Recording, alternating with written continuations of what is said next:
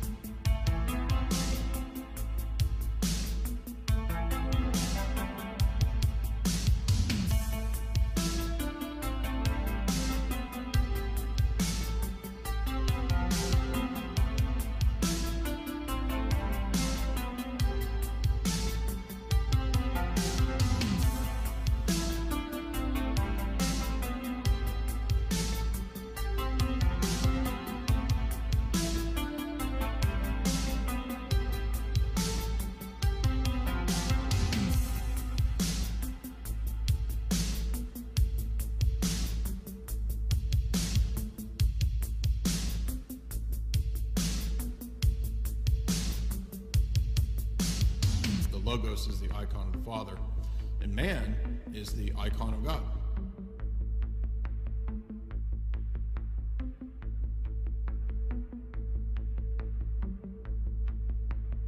We are the image of God. Dyer wave 3.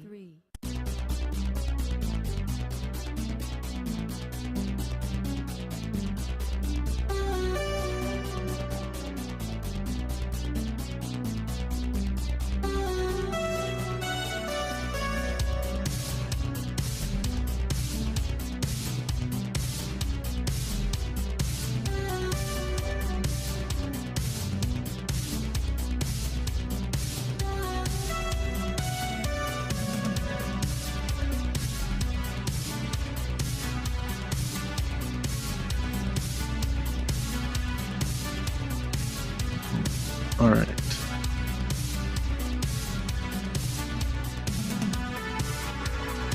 Microphone.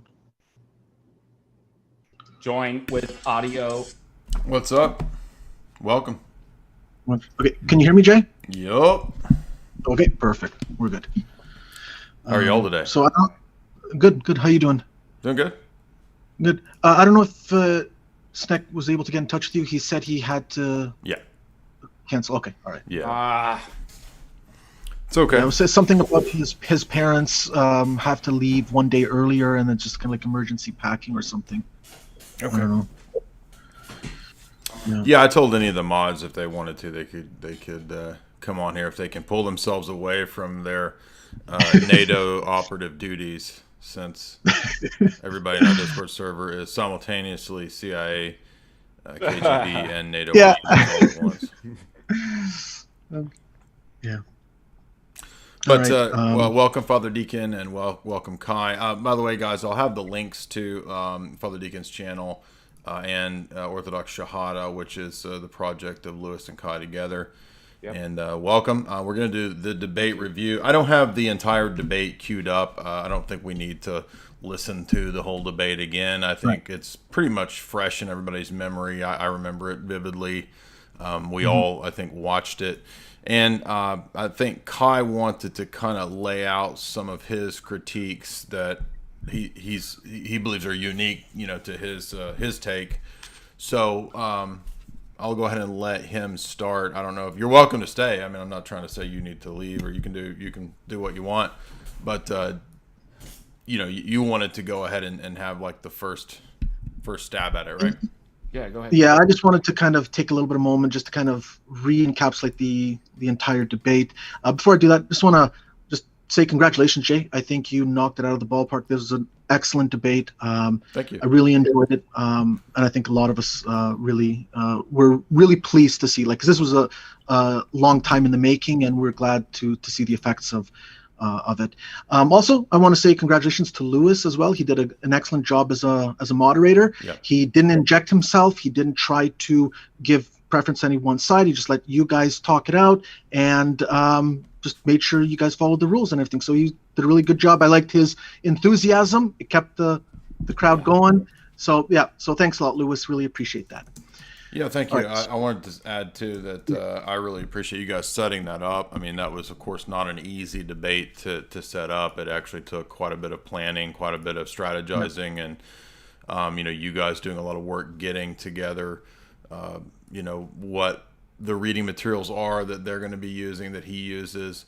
And isn't that who you guys actually had to write an actual letter to? Isn't that what happened? Well, we were driving because at that point we weren't actually in contact with him yet, and we had no means how to contact him. Like, I think Lewis had tried to contact through Facebook. He wasn't getting any responses. We just had no means of contacting him, so we were going to draft up a letter to just actually mail it to him to his mosque or something like That's that. awesome. Yeah. But it worked out. He managed. There was one fellow that came onto the Discord server that was actually in contact with him, and then just that led to another, and Lewis was able to hook things up, make it happen. And Father Deacon, real quick before we get to Qai's analysis, how are you, Father Deacon? Oh, I'm doing great. Today's a great day. I got coffee in me. What else? I can barely hear you. Can you speak up a little louder? Turn my volume up. Yes, I have you up all the way. How about me turning my volume up? Would that help? Hello? A little lower than that. That's a little much. How about now? That's perfect. Perfect? Yeah, doing well. Thanks for having me on. And I second everything that Qai says. Congratulations. You did a great job. Lewis did a wonderful job. I mean, that's like moderator par excellence, right? Yeah. I mean, I don't know who could wish for a better moderator. So I'm very proud of him. And I want to thank Qai, Lewis, and Jay for all the hard work that you did. And just for the, defending the kingdom of God and the gospel. So praise God. All right, well, Qai, if you want to, feel free to go ahead and start. I'm going to grab my coffee real quick. So give us your analysis. Get some popcorn. Get something. It's going to be a little bit while. Like, it's going to be a little bit lengthy, just because I don't want to do my analysis like in sound bites. Okay, so for me, there are three main things I would like to address. Okay, this is by no means covering all aspects of the debate. When we get talking with Jay and Father Deacon Ananias, we'll go into other details. But these are three prominent issues that really stood out for me. Okay. So this is going to be a little bit of a lengthy monologue. Please indulge me, but I want to provide a thorough, robust analysis. Okay. I think these are very important points and necessitate going into a bit of finer detail. Okay. They are directly related to the debate itself, but also highlight the approach that Muslims in general take in their apologetics with non-Muslims, okay, and or those unfamiliar with Arabic, okay, and you'll see where I'm going with this in a few moments. Okay, the first issue is related to Jay talking about the universe being created at a point in time, or to use an equivalent term often encountered in the literature, moment, but always with the understanding that God transcends time. The use of the terms time and moment are meant to indicate that the universe is contingent on God and not eternally coexisting with God or eternally emanated from God as a necessary effect. Certainly, we don't use the terms time and moment as if to imply some kind of temporal applicability to God, since God transcends time. In my opinion, it was a bit disingenuous for Sheikh Asrar to imply that Jay, an Orthodox Christian, was using the word time as if to mean that God is somehow bound by and limited by temporality. Being an Ashari, Sheikh Asrar is expected to de facto subscribe to the doctrine of occasionalism, which necessitates constant creation ex nihilo annihilation repeatedly. So time itself is actually atomic or discrete in the Ashari school of thought. The Ashari position prohibits a single creation ex nihilo at some point, which is then indefinitely sustained by God, because this scenario introduces secondary causality, okay, which Asharism vehemently opposes. Rather, there is constant creation ex nihilo annihilation pairing. All the prominent Ashari Mutakallimun held to this doctrine of repeated creation ex nihilo annihilation. It's not a debatable issue in Aqidah. If you as a Sunni Muslim believe that Allah created the universe ex nihilo just once and then sustains it indefinitely, then you are actually a Mu'tazilite, which means you allow for secondary causation. This is one of the reasons why Jay explicitly mentioned atomism and occasionalism during the debate, as it is directly related to causality and how to understand Tawheed and Allah's attributes, which Sheikh Asrar completely ignored. The raison d'etre of occasionalism in Ashari Kalam is to preserve Allah's omnipotence, sovereignty, and free will by restricting causal efficacy strictly to Allah, in complete opposition to the Mu'tazilite position. Occasionalism has a direct bearing on how one conceives of Tawheed. Each atomic time slice or creation annihilation pairing would be an occurrence or an occasion of God acting, hence the term occasionalism. The universe would have its quote-unquote first moment when it came into existence the first time, the first creation ex nihilo. Now, when Jay was referring to the point in time that the universe was created, it was an indication that the universe was not a priori established with God's existence or alongside God's essence. In other words, the existence of the universe is not a necessary effect of the essence of God. So the universe being contingent means that it is dependent on God, not coexisting eternally alongside God. By contingent is also meant that the universe's existence was preceded by its non-existence. So if the universe is not established alongside God's existence the way that the divine attributes or sifat are established alongside God's essence, then there is a coming into existence of the universe that is not a necessary effect.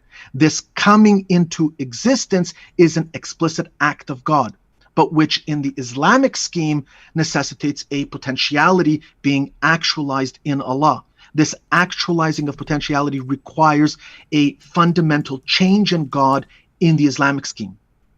However, Sheikh Asrar believes he can escape the potentiality problem and the necessary effect problem by simply saying that Allah willed to create the universe at some moment or point in time, whatever term you want to use, to actuate the existence of the universe from non-existence, the act of bringing a potentiality into actuality by his decree, by his will, and not by necessity.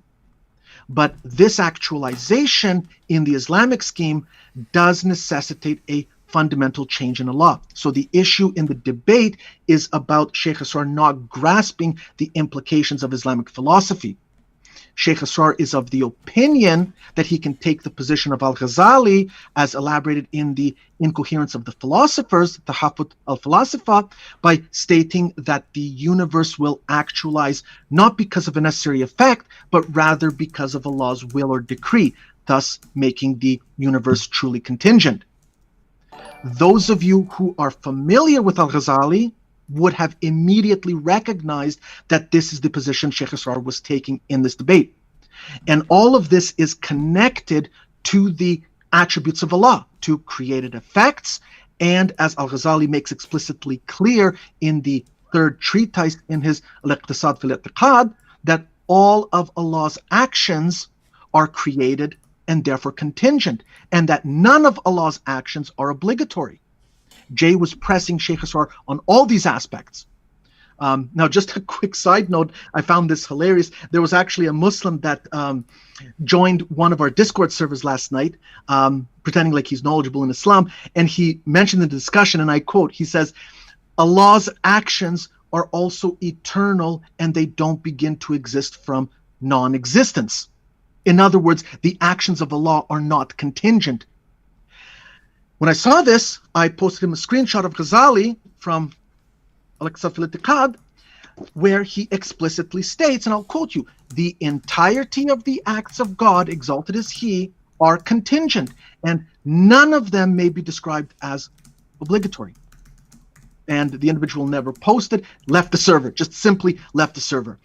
Now, only the Eastern Orthodox Christian position, because of both the essence-energy distinction and the doctrine of the Logi that we see in St. Maximus and St. Gregory Palamas, which incidentally is something that you did not hear Sheikh Asrar talk about, can solve the problem so as to not have potentia in God while maintaining the doctrine of creation ex nihilo. In this debate, Sheikh Asrar demonstrated a total lack of familiarity with the Orthodox position. Okay.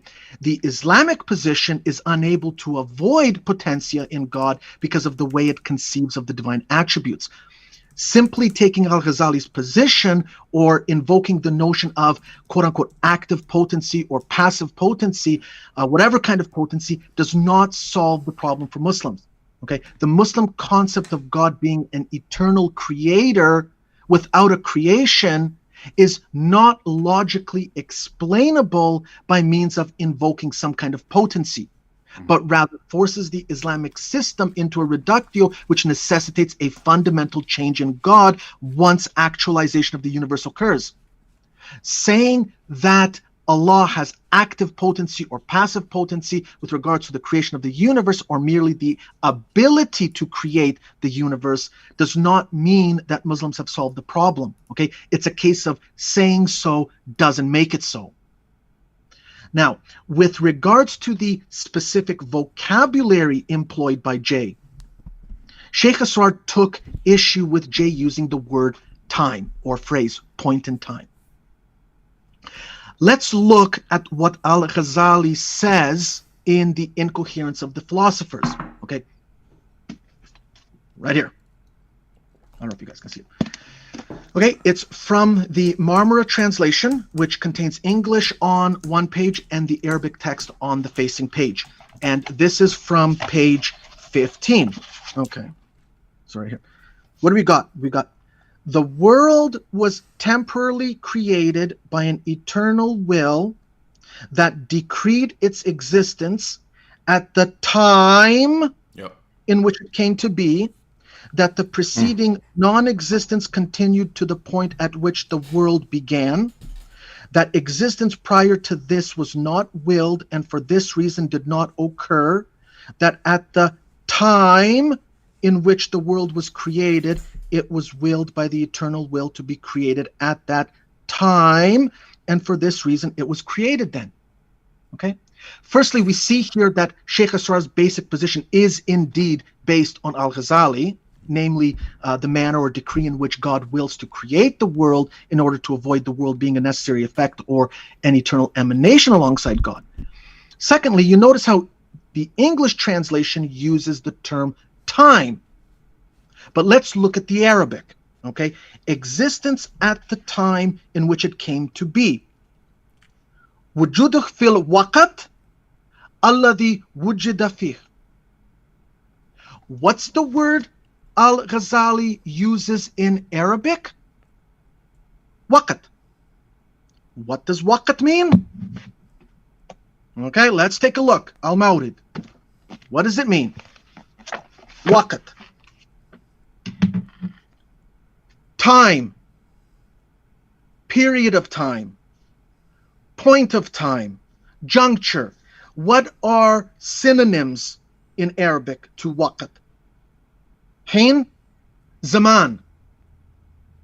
So it's completely okay for Al-Ghazali to say time or point in time, waqt, but it's not okay for Jay to use the term. It's not okay for Jay to use the very same term that Sheikh Asrar's own scholar uses. Well, that was just to get out of the objection. Yeah, well, Jay, haven't we brought that up before? Yeah. I'm using a critique that can't be applied to me. Yeah. Just hang on a second. Don't worry. I've got all this fleshed out. Don't worry. I got all this fleshed out. This is awesome. Keep going. Okay. So just from a purely linguistic perspective, because Jay doesn't know Arabic, he can't read Al-Ghazali in the original Arabic. We see that Sheikh Asrar was being completely unreasonable in critiquing Jay's usage of the term time. Sheikh Asrar was trying to completely deny Jay the ability to convey certain concepts merely on linguistic grounds. Okay?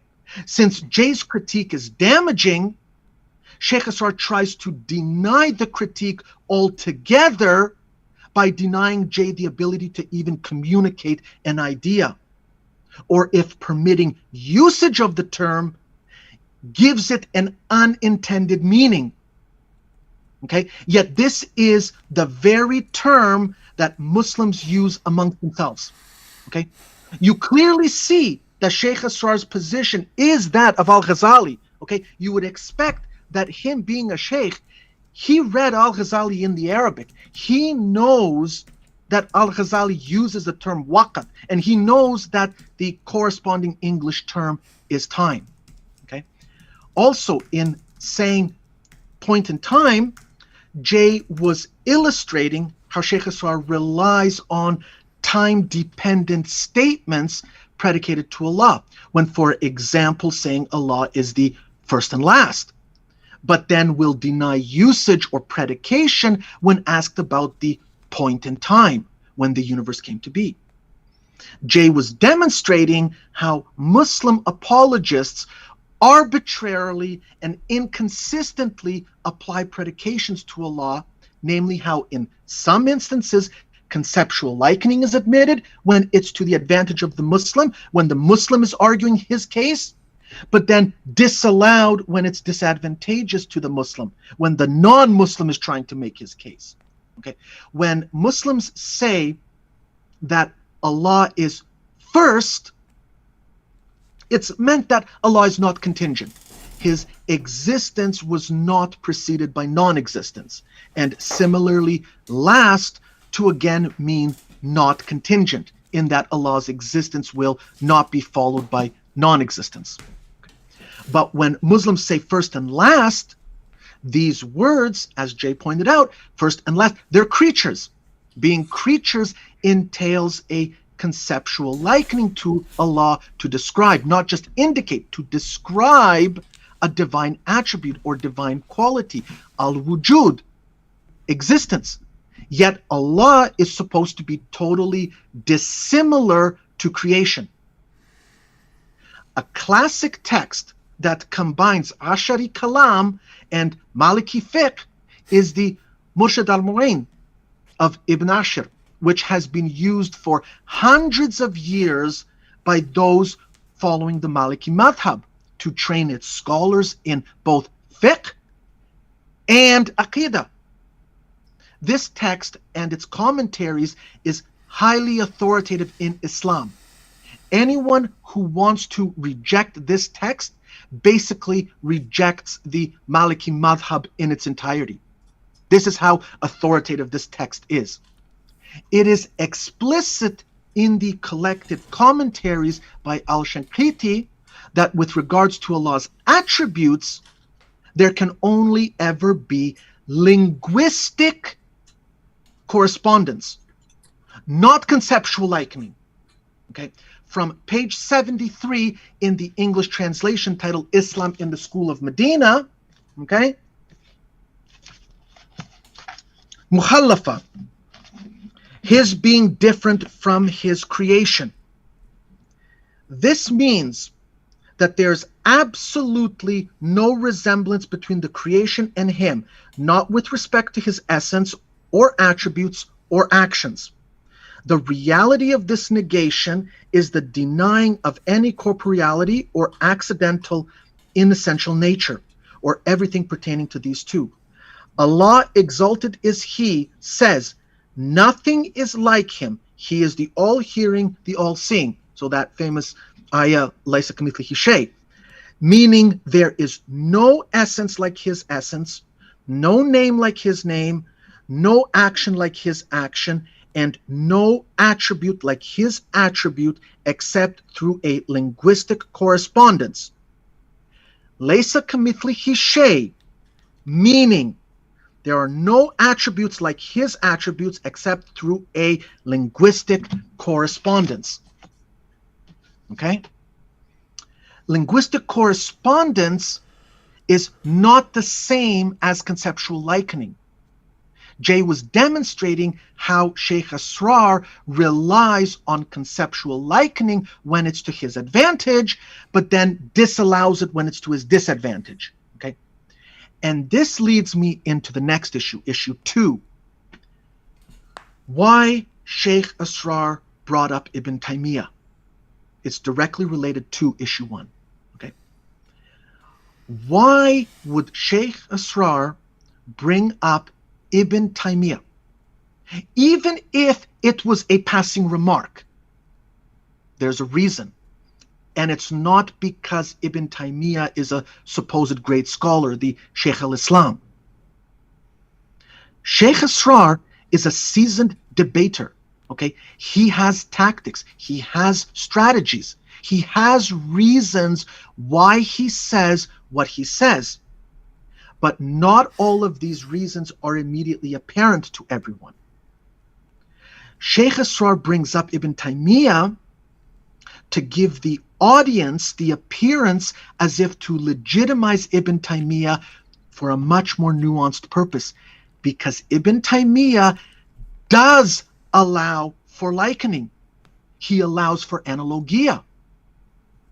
So this strategy by Sheikh Asrar allows him to straddle the fence and liken Allah to creation when it suits him, but then deny the likening when it's problematic.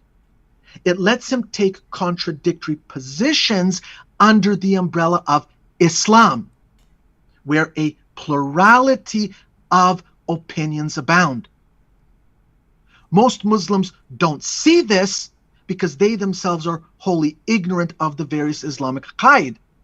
But the kind of likening Sheikh Asrar is doing is not the overt anthropomorphism of Ibn Taymiyyah. And I don't want people thinking that I'm saying that Sheikh Asrar is ascribing body parts to Allah. That's not what I'm saying. The likening is a lot more subtle. It is with respect to how he wants to be able to talk about the attributes using analogia. If Sheikh Asrar limited himself to only the Ash'ari school, then his entire case falls apart. Why? Keep in mind the linguistic correspondence restriction I already mentioned from the Murshid al-Mu'in, and couple that to what we find in the exposition of the Sanusi Creed by Sheikh Fuda, namely that there is no conceptual likening between Allah and creation. The two are mutually exclusive. Consider page 146 specifically. Quote, contingent beings are those things that exist after non-existence, be they substances, accidents, or other than that. Parentheses, it is assumed that the world contains that which is neither a substance nor accident, such as pure abstractions. Close parentheses. Allah is absolutely dissimilar to all of that. Okay? Pure abstractions, Allah is absolutely dissimilar to all of that. Everything besides him is contingent. End quote. Okay, so you get that? So saying Allah is the first and last are pure abstractions.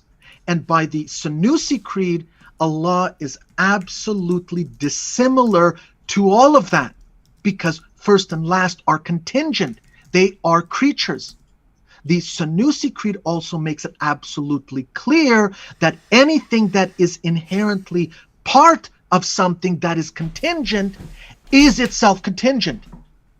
So there's no possible way to describe Allah as first and last apart from predicating a purely linguistic correspondence without imposing contingency onto Allah. Okay, now you see why Sheikh Asrar found it important to work Ibn Taymiyyah into his position, to legitimize Ibn Taymiyyah as an authority in Islam so that he could do a little aqidah swapping behind the scenes when convenient.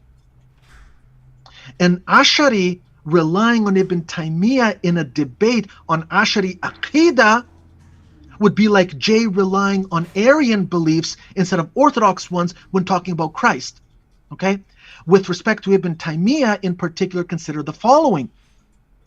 You have the very prominent and well-respected historical Ash'ari mutakallim Ibn Hajar al-Haytami, a giant in the Shafi'i madhab, issuing a fatwa against Ibn Taymiyyah in his celebrated Al-Fatawa al-Hadithiyah, saying he's a heretic. You have the well-respected Ash'ari mutakallim As-Subki in the commentary to this very Murshid al-Mu'in, saying Ibn Taymiyyah is closer to heresy than belief. You have the monumental Ash'ari mutakallim Fakhruddin Razi, who was a staunch advocate of atomism and developed so-called proofs for atomism, whose commentary to the Quran is published in 32 volumes, who also wrote a book critiquing anthropomorphism, the theology of Ibn Taymiyyah, titled Ta'si al-Taqdis, which itself was attacked by Ibn Taymiyyah. There are many, many more Ash'ari mutakallimun who considered Ibn Taymiyyah to be a heretic. But now, here is the real kicker. Sheikh Asrar himself recommended Jay to read the book on the Sanusi Creed as expounded by Sheikh Said Fuda, which Jay held up to the camera during the debate. Sorry, I only have it in an electronic copy. I don't have a physical one to lift it up here. It was the pink-colored one, okay? And it's from that which he quoted to substantiate his arguments. Okay. For those who don't know who Sheikh Fuda is, he currently resides in Jordan and is universally recognized among normative Sunni Muslims as being one of the foremost authorities of Ash'ari Aqidah in the world today. Now, listen carefully This is a little bit of a lengthy quote. Listen carefully what Sheikh Fuda writes about Ibn Taymiyyah in his introduction to the book on the Sunusi Creed, and then you're going to see how it ties into what Sheikh Asrar was doing. Quote, we see a school of thought that was bar none the weakest Islamic school of thought, the way of anthropomorphism, the way of the Hashawiyah, crass literalists, and the way of resemblance between Allah and the creation. Those who ascribed themselves to this school in the past generations were too afraid to express that their beliefs openly. Most of the time, they would employ indirect allusion and ambiguous statements that were shared between them and others so as to provide them a way out, save themselves if they were asked. This group used to affirm a direction for Allah and call it ulu, loftiness or highness. They would say Allah is high. No one differs regarding general highness. However, this group used this general word and meant by it a physical direction. They used to describe Allah with the properties of corporeal bodies and call him the one of tremendous rank, knowing that this is agreed upon by all people. When these anthropomorphists would employ the word rank, they would mean size, confinement, and place. The Muslims who declare Allah exaltedly transcendent employ the word rank and intend by it nobility and the all-encompassing attributes such as omnipotence, knowledge, and the belief that nothing escapes the control of Allah, the exalted. They also intended by it his transcendence in his reality and existence. I'm almost done. In the past, the crass Hashawi rabble-rousers were too afraid to openly and explicitly declare their belief that Allah, the exalted, possesses bodily appendages, parts, and extremities. These days, however, they explicitly declare their belief in such matters and pull no punches. Furthermore, they try to refute their opponents among the people of truth and disparage them, labeling them as Jahmis, atheists, and people of negation. In fact, one of their senior-most scholars, to whom they have given the appellation Sheikh al-Islam, all right, just a side note, this reference to Sheikh al-Islam is a veiled reference, but everyone understands he is talking about Ibn Taymiyyah here. Sheikh al-Islam has explicitly stated that the sacred law has not deemed resemblance between Allah and the creation, and those who do so blameworthy. In other words, it doesn't constitute kufr. It could be an incorrect position. It could put someone who might be a heretic, but it doesn't constitute kufr. And so because it doesn't put Sheikh Asrar out of the fold of Islam, he can go ahead and use that position. Okay? So you hear Sheikh Fuda refers to Ibn Taymiyyah's position as being that which allows for resemblance between Allah and creation. And that such a position is erroneous. Okay? Do you Muslims perceive the dissonance? Okay? Sheikh Asrar is an Ash'ari. The Ash'ari Aqidah only permits linguistic correspondence to Allah. So by linguistic correspondence, you can say that Allah is al-wujud, but what does that actually mean? Allahu alam.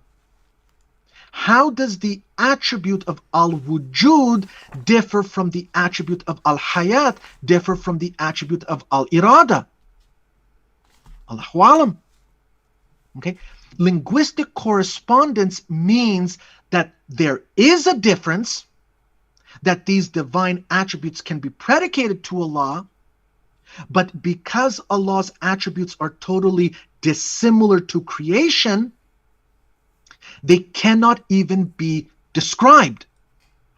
It is not that the attributes are unique in some way to Allah, that it is not applicable to us as creatures, but that we can otherwise describe them and understand them how they are applied to Allah. No, in order to describe Allah's attributes, even if they are totally unique to Allah, necessitates the employment of analogia, creatures, the very words of spoken language, to convey something about Allah who is totally dissimilar to creation, okay, including that which is pure abstraction, as the Sanusi Creed tells us. The moment you use language, i.e. creatures, to describe how the divine attributes actually differ between each other, how you can tell them apart, the employment of analogia, you are engaging in conceptual likening, which is strictly prohibited by the Ash'ari school. This is where Ibn Taymiyyah comes in, okay? Because Ibn Taymiyyah has no problems with using analogia. Sheikh Asrar recommended Jay read a book on the Ash'ari Aqidah that is expounded by one of the world's foremost authorities on Ash'ari thought, Sheikh Fuda, who provides a scathing criticism of Ibn Taymiyyah. But Sheikh Asrar never recommended Jay read any works from Ibn Taymiyyah. Nonetheless, Sheikh Asrar had no problem coming into the debate legitimizing Ibn Taymiyyah as an authority in Islam, even if just in passing, in order that he be able to hold to two contradictory positions: linguistic correspondence on the one hand and conceptual likening on the other, interchanging between the two when convenient, okay, in the hopes that Jay would not realize. And you see Sheikh Asrar doing this during the debate. He does not need to explicitly promote anthropomorphism like Ibn Taymiyyah and his followers, but he has no problem employing the general notion of Ibn Taymiyyah's conceptual likening when talking about the attributes. One thing that most Ash'ari Muslims in general exhibit, and this observation is based on numerous interactions with Muslim after Muslim after Muslim after Muslim after Muslim, is the affirmation of only linguistic correspondence to Allah, but then proceed to employ conceptual likening when discussing the attributes, completely violating the whole notion of only linguistic correspondence. The example that Sheikh Asrar gave of writing the name Jesus and being able to conceptually understand who is being talked about is missing the point entirely. No one is denying predication on purely linguistic grounds. But when you say that Allah has multiple attributes, and then you proceed to discuss how those attributes differ, in addition to asserting that they differ, relies on conceptual likening. The comprehension of what those attributes entail necessitates analogia in creation, even if that analogia is with respect to pure abstraction, which, as we know, is contingent. A person being alive or possessing the attribute of life, for example, is not to say they possess a concrete, tangible thing. The attribute itself is an abstraction, but to understand the attribute or the abstraction to which we predicate the term attribute, the very notion itself, you need to liken it to the created order. So to describe how Allah's various attributes are to be distinguished from each other, how al-wujud differs from al-hayat, differs from al-irada, and so on, necessitates a likening to the created order so that we can comprehend these distinctions. This is analogia. This is what Ibn Taymiyyah permits, contrary to the Ash'ari position. Under Ibn Taymiyyah, you can make the analogia, but you have to follow up that analogia at some point with bila kayf. To employ even pure abstractions to discuss the attributes beyond just simply naming them necessitates analogia, likening to creation. Okay, there's no way around this. There's no way around this. And even many great Muslim mutakallimun failed to grasp this. You even see this error in the Sanusi Creed itself, where Sanusi contradicts himself on this very issue. Okay, it's a serious problem for Ash'aris. It is an insurmountable problem. Sure, you might have Ash'ari scholar after Ash'ari scholar after Ash'ari scholar writing copious amounts of books on the subject, but that doesn't mean that what they write is logically coherent and consistent. It really does just amount to babbling and contradictory positions masquerading around as logic. And this is what Jay was demonstrating in the debate. At the end of the day, Muslims have a serious logical problem with regards to the attributes. And every single time they try to solve this problem, they end up contradicting themselves. Every single time. Now, some Ash'aris will try to get out of the logical problem by saying something like some likening is permitted, or some type of likening is permitted, or a certain degree of likening is permitted. But this is just a purely arbitrary and ad hoc assertion. Okay, it's an absurd position, and it's an argument motivated out of desperation rather than logicity. Okay, it's just Muslims trying to have it both ways. Sheikh Asrar did not rely on sources solely from within his own Ash'ari school of thought to advance his position. Instead, he also relied on the one person most despised by Ash'aris, Ibn Taymiyyah.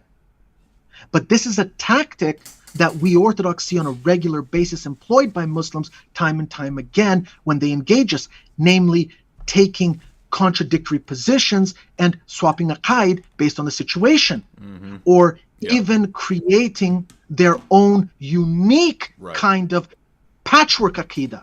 Okay, an example of patchwork aqidah would be, say, to take the Ash'ari position on divine attributes, but reject Ash'ari occasionalism and instead take the Athari position with regards to causality, completely failing to grasp that the various branches in Aqidah, the furu', are actually all intricately interlinked and intertwined with each other, such that changing things around has a devastating domino effect. Okay, so for example, failing to grasp that something like rejecting Ash'ari occasionalism actually pushes one towards the Mu'tazilite position with regards to causality and free will. But in order to stave off this Mu'tazilism, it necessitates the adoption of certain doctrines like Wahdat al-Wujud, which then ends up pushing the person towards panentheism or monism instead. Okay? People who take the patchwork approach to Aqidah think themselves intelligent, but in reality exhibit nothing more than extreme arrogance. Okay, they haven't gone through all the logical steps to realize the reductio consequences of rejecting occasionalism while holding to ontologically real, distinct, eternal attributes. The patchwork approach, or even the Aqidah swapping approach, is blatant disrespect of one's scholarly heritage. It's not that the earlier scholars of Islam are infallible, but rather, before someone settles on a certain course of action and establishes their own unique position within Islam, they need to first humble themselves in recognition of the fact that the scholars of previous generations were in all likelihood more smarter than them. One needs to fully comprehend the implications of the positions one wants to reject. There's a reason why every single prominent Ash'ari mutakallim holds to both ontologically real, distinct, eternal attributes and occasionalism. The two doctrines can't be decoupled without serious repercussions. The Ash'ari position with respect to occasionalism, okay, is the single most important argument against the Mu'tazilites. All the other polemics against the Mu'tazilites are secondary. Occasionalism is the primary rebuttal against the Mu'tazilites in order to safeguard Allah's omnipotence, sovereignty, and free will, and at the same time safeguards Allah being munazzih. You sacrifice the former if you go in the Mu'tazilite direction, and the latter if you go in the panentheistic direction necessitated by Wahdat al-Wujud. So one or the other when you reject occasionalism, okay? Yet you maintain ontologically real, distinct, eternal attributes. Some Muslims think that Aqidah is like a buffet that you can pick and choose what you want to consume. However, just like a buffet, combine too much of the wrong foods and you're going to end up with a really bad stomach ache. But you don't get the stomach ache while you're eating. The stomach ache comes later when it's too late and you end up vomiting all over yourself, and then you got to go shopping for new underwear.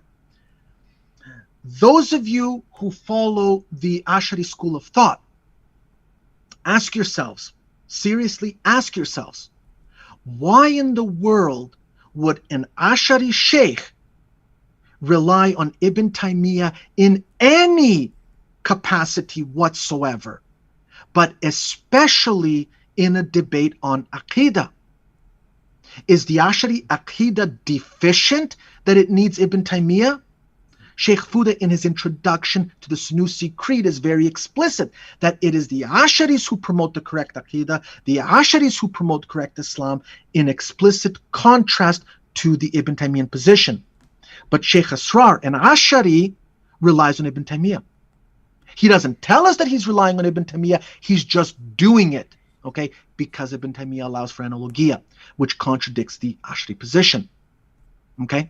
Now, the basic Ibn Taymiyyah position, not its fully fleshed out elaboration, just the basic idea of permitting likening, is needed by Sheikh Asrar in order to avoid the logical problem of the attributes when you restrict any predication to Allah as being only linguistic correspondence, which is exactly what Jay was going after. Okay? Jay repeatedly stated that the Orthodox Christian position doesn't have a problem with analogia because it doesn't restrict its theology like the Ash'ari position does. But Sheikh Asrar tries to apply the Ibn Taymiyyah position to the attributes as a way out, hoping Jay would not realize that this is what he's doing. Okay, this move by Sheikh Asrar, in my opinion, was intellectually dishonest. Sheikh Asrar couldn't pick just one Aqidah and stick to it. He was not able to prove his position from just the Ash'ari school. And this demonstrates the complete epistemological failure of Islam. Jay was exposing the inconsistencies and incoherent position of Sheikh Asrar. Anyone knowledgeable in the various formulated expositions of Islamic Aqidah, for example, Sanusiya, Tahawiyya, Nasafiyya, Wasatiyya, and various commentaries like Taftazani, Maidani, Ghaznawi, Shaybani, Ibn Abi al-Iz, and others would have recognized this instantly. Okay, and now the last issue. Okay, this is the third issue I would like to address, and I'll wrap up. It's concerned with the argument that Sheikh Asrar made to the effect that people have a natural disposition to rationally conclude in Islamic Tawheed over that of Christian Trinity. Well, if Islamic Tawheed was so straightforward and obvious within the rational grasp of natural disposition, then why did Sheikh Asrar recommend Jay to read hundreds upon hundreds of pages of material in order to understand Tawheed? To read Ghazali, to read Sanusi, to read Taftazani, and so on. Consider also Maturidi's Kitab al-Tawheed, the book of Tawheed. 535 pages as published in Arabic. Do you need 535 pages to expound something that is of natural disposition? Does that make sense to you? Moreover, when it comes to natural disposition, How can Muslims be certain that the Amazonian savage, or that guy is stranded on an island who has never been exposed to outside civilizations, will come to the conclusion through rational thought that God has ontologically real, distinct, eternal attributes that are established with the essence of God, versus the Mu'tazilite position that the essence and attributes are really one and the same? Is the Mu'tazilite position any less Tawheed than the Ash'ari position? Still one God. You can't be guaranteed that the Amazonian savage will arrive at the Ash'ari position, because Islamic tradition itself debated the very point of how to conceive of the attributes. Normative Sunni Muslims will say that the Mu'tazilites are heretics, but then you're missing the whole point. It's not obvious from the outset why the Mu'tazilites are heretics. Sunni Muslims have to argue the case. They have to present the case why the Mu'tazilites are wrong, but in order to do that, Sunni Muslims have to first develop the relevant theology. Consider what we find in Reliance of the Traveler, okay? A classical manual of Islamic sacred law of the Shafi'i madhab, okay, about bid'ah hasana and fard kifaya, to develop the theology in order to combat the Mu'tazilites. On pages 915 and 916, it has been stated by Iz ibn Abd Salam that innovations, bid'ah, fall under the 5 headings of the sacred law: the obligatory, unlawful, recommended, offensive, and permissible. The first category comprises innovations that are obligatory, wajib, such as recording the Quran and laws of Islam in writing when it was feared that something might be lost from them; the study of the disciplines of Arabic that are necessary to understand the Quran and Sunnah, such as grammar, word declension, and lexicography; hadith classification to distinguish between genuine and spurious prophetic tradition; and the philosophical refutations of arguments advanced by the Mu'tazilites and the like.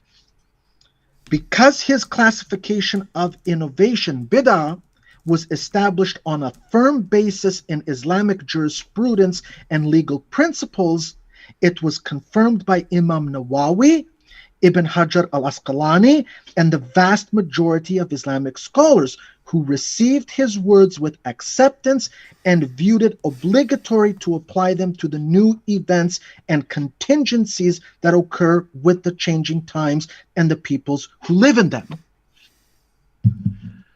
Now, if Sheikh Asrar wants to dispute this position coming from the Shafi'i madhab, the Mu'tamad position, then he will be doing so not against me, but against Imam Nawawi, Ibn Hajar al-Asqalani, and the vast majority of scholars. Okay? I'm giving you proof from your own sources, Muslims, but go ahead and reject it. Okay? We as Orthodox would actually love nothing more than for you to actually reject and refute your own scholars, because then it would just go on to prove an even bigger problem with Islam, namely the inadequacy of a reliable epistemology. Okay, so it's a lose-lose for you Muslims either which way. Now, pause and think about this. Your scholars had to enshrine it in Sharia, in Islamic sacred law, that it is bid'ah hasana, a worthy innovation, and fard kifaya, communal obligation, to develop Ash'ari theology in order to counter the Mu'tazilites. Now remember, Ash'ari himself used to be a Mu'tazilite until he defected and set up his own theological positions. Now, and here's the clincher, this developed theology of Ash'ari relies on the Quran, which is what? Revelation. if Sheikh Asrar's concept of Tawheed was so simple and so obvious according to natural disposition as he claims, okay, then you wouldn't need this course of action. You wouldn't need to develop the Ash'ari theology based on revelation in order to counter the Mu'tazilites. So the argument from Sheikh Asrar falls flat on its face. It's in sujud. The Ash'ari position on Tawheed that Sheikh Asrar wants to promote is not the obvious choice. Asking the question, does natural disposition lead you to Ash'ari Tawheed or Orthodox Trinity? The answer is neither. It's a false dichotomy. Both positions rely on revelation. What does Sheikh Asrar say right at the very beginning of the debate? The issue, Ilmul Kalam, is not straightforward. Go and listen to that in his opening statement. Okay? So, on the one hand, Sheikh Asrar tells us that Ilmul Kalam, which encompasses the topic of Tawheed and the Sifat, is not that straightforward.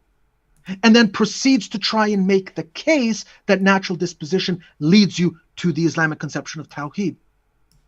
Are we after the Islamic conception of Tawheed or the Ash'ari conception of Tawheed? If Islamic Tawheed, then why not Mu'tazilism? Islamic Tawheed manifests in various conflicting conceptions. But then Ash'ari Tawheed requires revelation. So it's a lose-lose for Sheikh Asrar. On the one hand, Sheikh Asrar recognizes that the notion of Islamic Tawheed is multifaceted and complex, namely that it's not just believing in one God, but also how you believe in that one God. For example, the way one conceives of the attributes directly affects Tawheed, requiring hundreds and hundreds of pages to explain, and which are ultimately grounded in revelation. But then on the other hand, Sheikh Asrar is arguing for a conception of Tawheed that just means monotheism, as if to imply the doctrine of the Holy Trinity is not monotheistic or not of the same kind of monotheism and something that is overly complex. Okay. This approach is underhanded and intellectually dishonest and relies on purposeful equivocation on the notion of Tawheed. Sheikh Asrar's position on this whole issue is not valid argumentation for two reasons. One, it goes against the very dictates of what Islam itself mandates. Why would you need to formally enact in Sharia as Bid'ah Hasana and Fard Kifaya the theology that is supposed to be the natural disposition of everyone? It makes absolutely no sense. And two, equivocating on the notion of Tawheed. Muslims want to take two exclusive positions and say Tawheed is a complex subject requiring hundreds upon hundreds of pages to explain, and at the same time say it's a very simple concept. Moreover, there's a dissonance when you say that no conceptual likening is permitted with regards to Allah, yet it requires thousands of pages of elaboration. Ya akhi, Tawheed, it just means monotheism, Habibi. Wallahi, it's obvious, yani. The Christians believe in three gods. 1 + 1 + 1 = 3. And Deuteronomy 18 and John 16 are prophecies of Muhammad in the Bible. Khalas, the Jews and Christians have been refuted. Takbir Allahu Akbar. Okay? Sheikh Asrar can't have it both ways. Okay? Jay was spot on with his assessment of the attributes and how they affect Tawheed. He correctly cited Muslim sources as evidence and demonstrated the contradictions in the Islamic position. Yet Sheikh Asrar didn't cite a single Orthodox source as evidence, yet had the audacity to question whether or not Jay read the material. What I see from Muslims is that none want to admit how contradictory the Islamic position really is. So they will accuse Jay of sophistry or misrepresenting or misunderstanding the Sunni position. But this is just pure cope on the part of Muslims. Muslims cannot fathom that non-Muslims are capable to comprehensively understand Islamic theology better than Muslims themselves. We as Christians listen to what Muslim scholarship and scholars say about Islam. We as Christians have more respect. We have more respect for Muslim scholars and Muslim scholarship than Muslims themselves have for their own scholars and their own scholarship. And as a result, we are able to expose the contradictions and inadequacies and errors of Islamic theology and epistemology.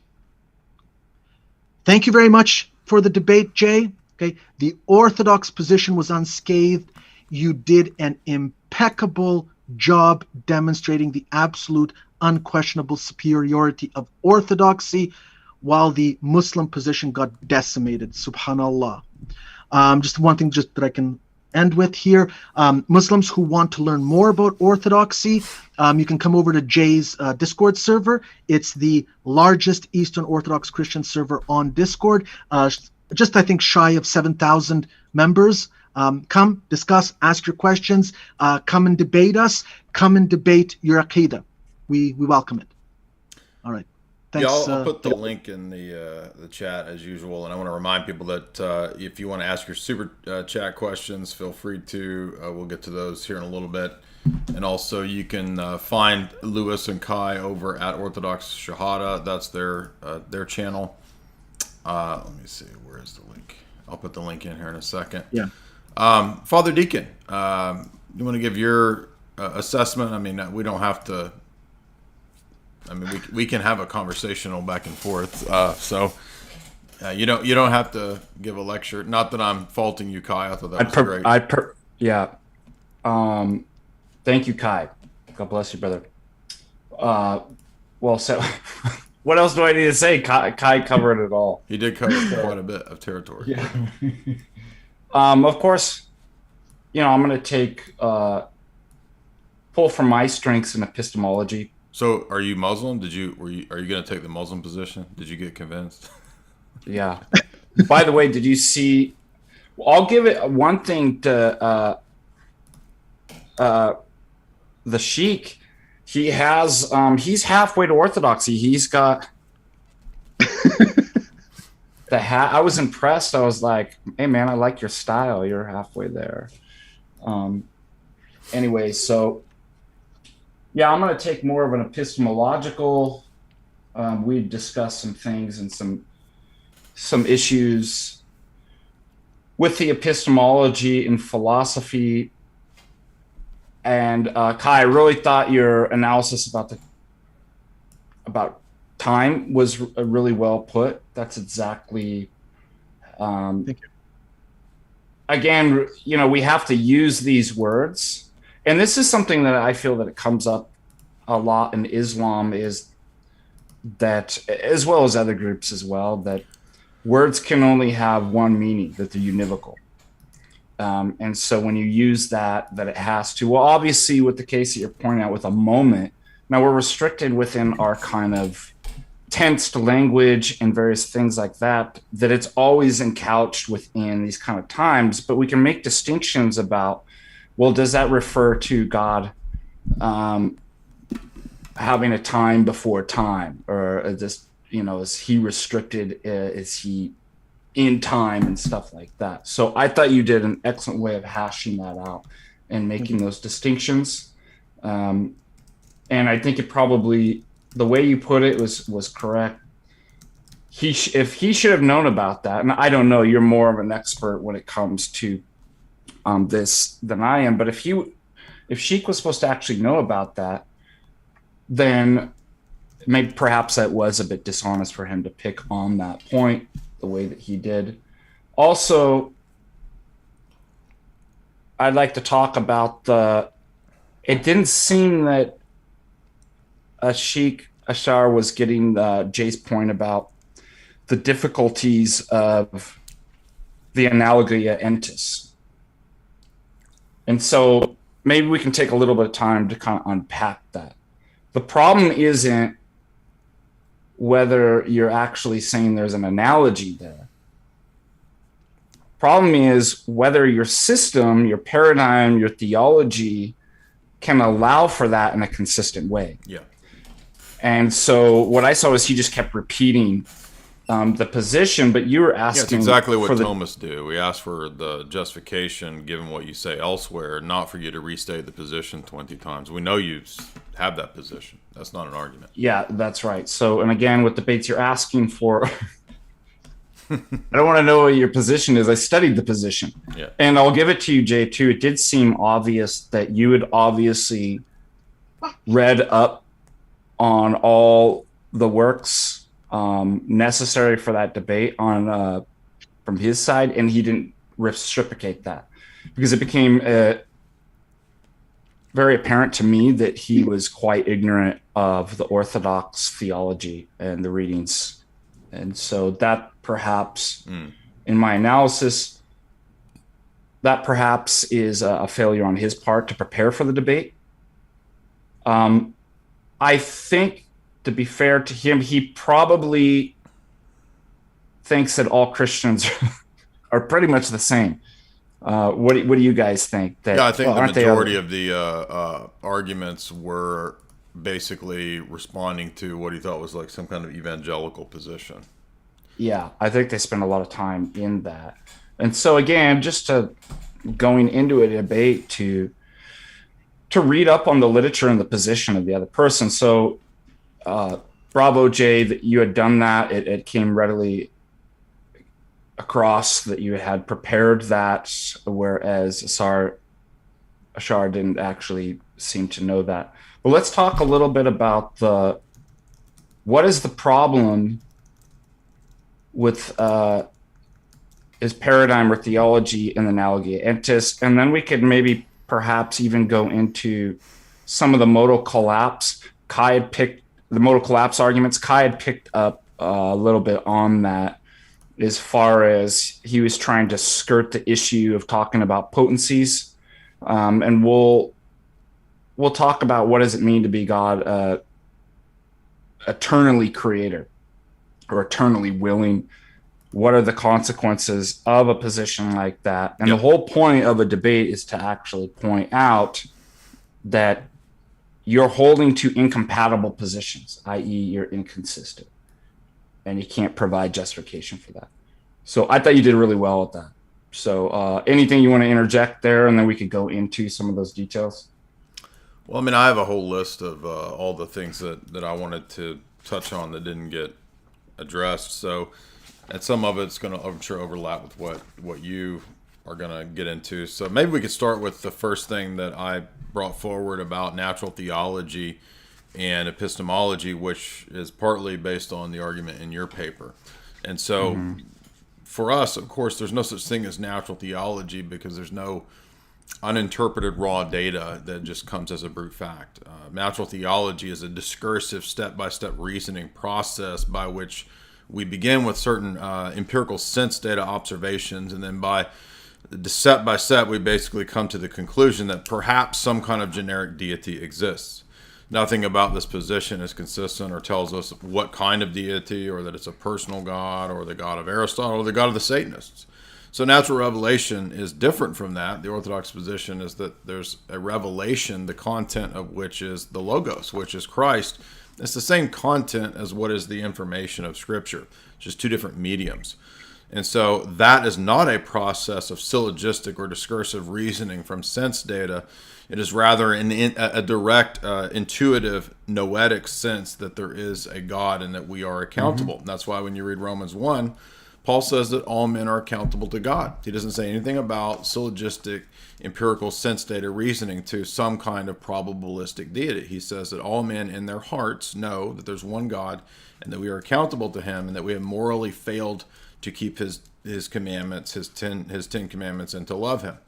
So the natural theology assumption here is what betrays a certain fallacious conception of God and of epistemology from the outset.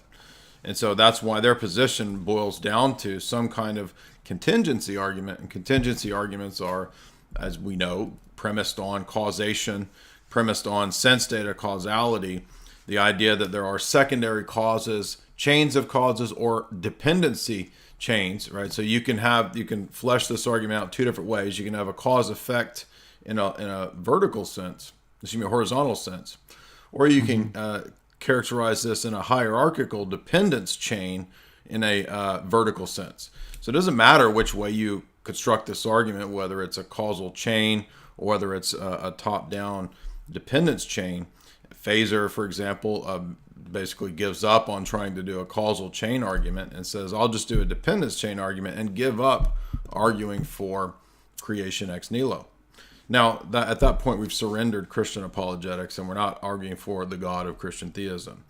And so that's a point that I think is worth mentioning here, is that the Thomist and Sheikh Asrar have exactly the same apologetic and exactly the same approach, exactly the same epistemology. And as Dr. Bradshaw says, natural theology is bound up with a generic theism and with a divine simplicity modal collapse position. Now, let's be clear, because the position that they have in their school is not modal collapse in a strict sense. They will recognize real distinctions in God, real distinctions amongst the attributes. Now, later on, of course, I stress that that position is actually inconsistent. But regardless, when we do this causal chain or causal dependency argument, there's multiple problems with this approach to theism, and beginning our theism with this.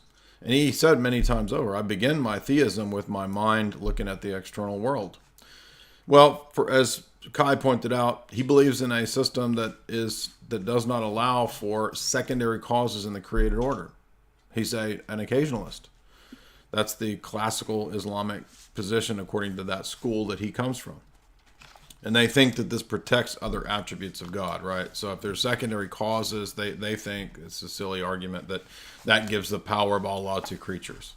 Okay. Then they turn around and predicate to Allah all of these features of creatures. I mean, it's a totally back and forth schizophrenic position. But to say that there's no causal chains, right, would preclude and negate any possibility of contingency causal arguments, right? So out with the Kalam cosmological argument. There's no causal chains. There's no cosmological argument. And it doesn't matter whether it's a horizontal chain or a vertical chain. So our desire then for complete explanations and our desire to predicate universality based on instances of sense data is not a justification. It's not a justification to appeal to another piece of sense data to say that you have attained to the universality of causal principles. Yeah, let's talk about that. I mean, that's what his whole argument relied on, right? So it doesn't matter whether it's hierarchical dependence chain or whether it's a linear causal chain. To say that my piece by piece sense data gets me to the universal category of causation and that all of reality is under the domain of requiring a cause because it's contingent is itself a non sequitur. Yeah. So, and this is where David Hume's our friend. Right. You know what? We never, as David Hume points out, you never perceive the cause of your perceptions. You don't perceive causality. So there goes in empiricism, actually. So now everything's metaphysics, in which case we can turn it back around and go, so you're giving me a whole big metaphysical story. Like, where do you find that? Watch what they'll do. Well, I learned that from my empiricism, right? Yeah. What's better known by myself, and what, and then I proceed to what's better known by nature, which would be the metaphysics. But look what they actually just did. They just did circular reasoning. So they're giving you a metaphysical story. Here's my metaphysical story, and I'm justified in that. What if it's actually the case in reality?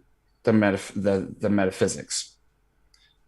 So if you ask them, well, how do you know that that's actually the case? That's going to be dependent on, well, if what I'm saying about the metaphysical story is true. So that's viciously circular.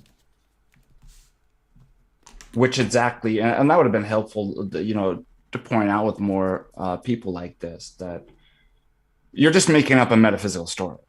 Where do you find that? Oh, I find it in, if you just grant me my whole story about the way that we know from sense perception and do natural theology, then I can actually justify that's how I know it. Yeah. Let's. I'm sure a lot of people are not getting this, and so let's make this point clear, because this is in your paper, and I covered this last night a little bit on one, or a couple nights ago on the streams that I did.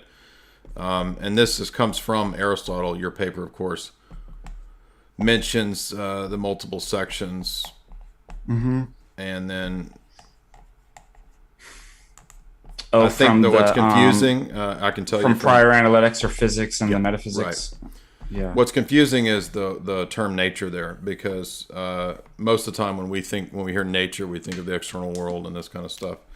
So remember that in this scheme, there is a wall between God and the world. And that wall is not just a metaphysical wall, it's also a wall in the domain of epistemology.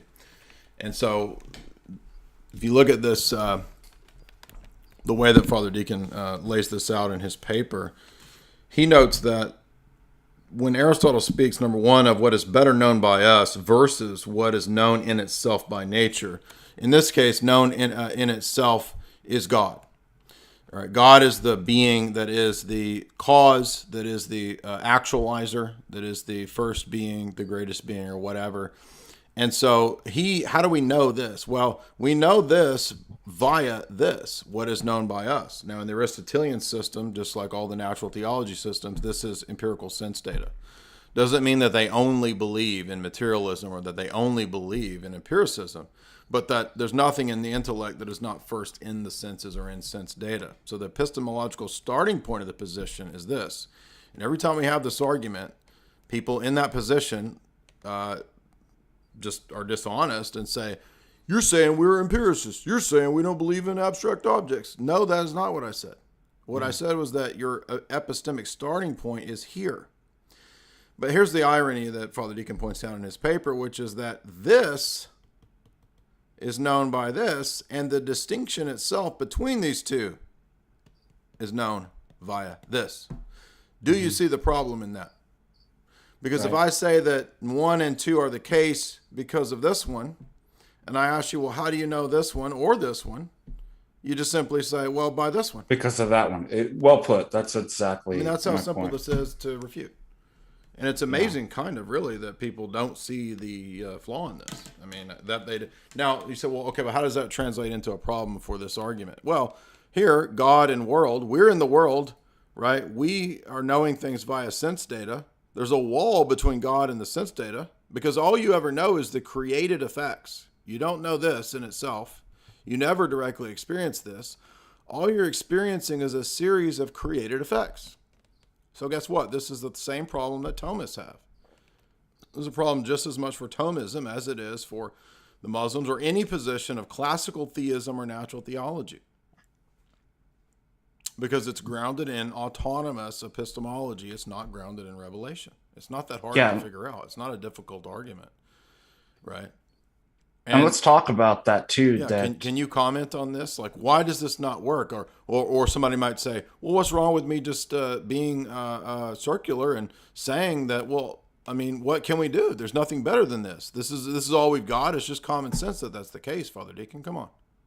Well, I mean, everybody's variety of epistemological theories are all differing. And they're all saying, well, what else do we have? Yeah, well, I mean, this is common sense. Well, we all know that's common sense, right? But so you have epistemological theory A, B, C, and D, and they're all contradicting each other, and they're all saying, but it's just, what else do we have? I mean, it's just common sense. I mean, we just got to go with this, right? So that's not going to solve the problem. That's not all that we have. Right. And again, the problem is that there's no justification in that. So even if they were, first of all, foundationalism and natural theology is not supposed to allow for circularity, right? Now, just because a coherentist epistemic holist might allow that, that doesn't mean that he gets himself out of the problem too, with regards to whether that account can provide a justification for their justification criteria. But the problem is that with this, they don't allow for any circularity. And second of all, that doesn't provide you any good reasons for believing it. So if it's just, well, it's my theory A is true, if and only if B is true. And how do I know B is true? Because A. Okay, well, how does that end up being a justification? Yeah, but Father Deacon, we got you because you believe that there is a level of circularity. So we got you. The big problem is, again, at the paradigm level, we allow from circularity because we're not foundationalists. I mean, I don't know how many times we have to say this, right? Yeah, I mean, if there's nothing behind the triune God, if that's the starting point, there's nothing that you put, there's no arguments that you filter him through or your empiricism or anything like that, then if that's the necessary condition and his revelation to mankind is a necessary condition for the possibility of knowledge, then at that level, it is circular. But that's not a problem. That's certainly not a problem for us, right? And that shouldn't be a problem in and of itself once you put it at that paradigmatic level of what are the necessary conditions for the possibility of all experience, morality, science, knowledge, all these things. Well, at some level, the necessary condition, there's nothing behind that, right? So it's going to refer back to itself. Ultimately circular when it comes to the justification of the principles themselves. So how do we know logic is logical? Exactly. The real problem is that natural theology, like all of the various philosophical projects throughout history, are an autonomous epistemology. Yeah. They attempt to reason without taking into account the fall of man. But if the Bible is correct, then you can't do natural theology because the fall has affected man's reasoning and man's interpretation of the external world. Hence why death is not natural. Death is the enemy. And you're contingent, too. It's a problem of contingency. And so man's not able to provide the kind of absolute and necessary grounds because they're always contingent. And so what does natural theology actually say? Oh, it's what natural, I'll just quote John Paul's encyclical letter from Fides et Ratio, which is also in Vatican II. What is natural reason? Depends upon sense perception and experience, and which advances by the light of the intellect alone. What the mind alone can actually know without God. So that means, again, whether you're an atheist, a Muslim, a Christian, what is natural theology actually saying? Oh, we can actually all just know the metaphysics, start with that, without actually granting that, know the epistemology is true, not justify that, and all just reason up to not only God, but like these different conclusions. The only difference, and what does Pope John Paul II say, right? By the natural light of reason alone, without God. And so what that means, the only difference between the atheist, the Muslim, the Christian, the Buddhist, the Hindu, is that it's granting that they actually carry out their project, that they can know that they know. Yeah, and this was a great point Bonson always made, which is that if coherent knowledge is possible without God, and you concede this to the atheist, that he's just as good as far as he goes, then you've already conceded your whole position. And the God that you're arguing for is no longer the God that is the basis for the transcendental categories and the meaning and language that the atheist is partaking of. So let me put it another way. ask a natural theologian, can I give a coherent account of how knowledge is possible in metaphysics, experience, and morality without God? Those, without, acknowledging at least modally that God. And they'll say yes. They'll say yes. Okay, so then the fact of the matter is that, okay, we all do this. We can all do epistemology and metaphysics together, right? It's the ecumenism of metaphysics and epistemology. We could all do it together, right? We're all doing this. We're all in this together, right? Atheistic humanism. Right? We're all in this together, guys. The only thing is, it's just, in the end, the atheist just errs, right? He just gets one other fact wrong, that's God, so that God exists. Well, then he's not necessary. It's doing apologetics apart from the rest of your theology, which is silly. Yeah. So that means that God is not necessary. Well, he's not necessary for knowledge. For reasoning. He's only necessary in some later down the chain metaphysical sense of some kind of generic being. Okay, but that's not who God is. God is not a generic being opposite of an eternal world. God is the personal, triune, creator God. It's Jesus. Yep. Does everybody see how I cashed that out? Again, ask somebody, can I get a coherent account I want to add a few points here. Yeah, go so ahead. In other words, if we were to go to an unbeliever and we were to say that there are facts and objects in the world that are neutral and that are intelligible by themselves, you've already more or less conceded and lost the argument for the kind of God that you want to be arguing for. And the reason for that is that, first of all, the arguments like the cosmological argument, Kalam, and so forth, they posit all of these things that are assumed and not justified and don't lead to, they're non sequiturs. For example, if God is an object, right, and you include him amongst the things that exist, then existence is now a univocal concept. And if all that exists has a cause, then God must also have a cause.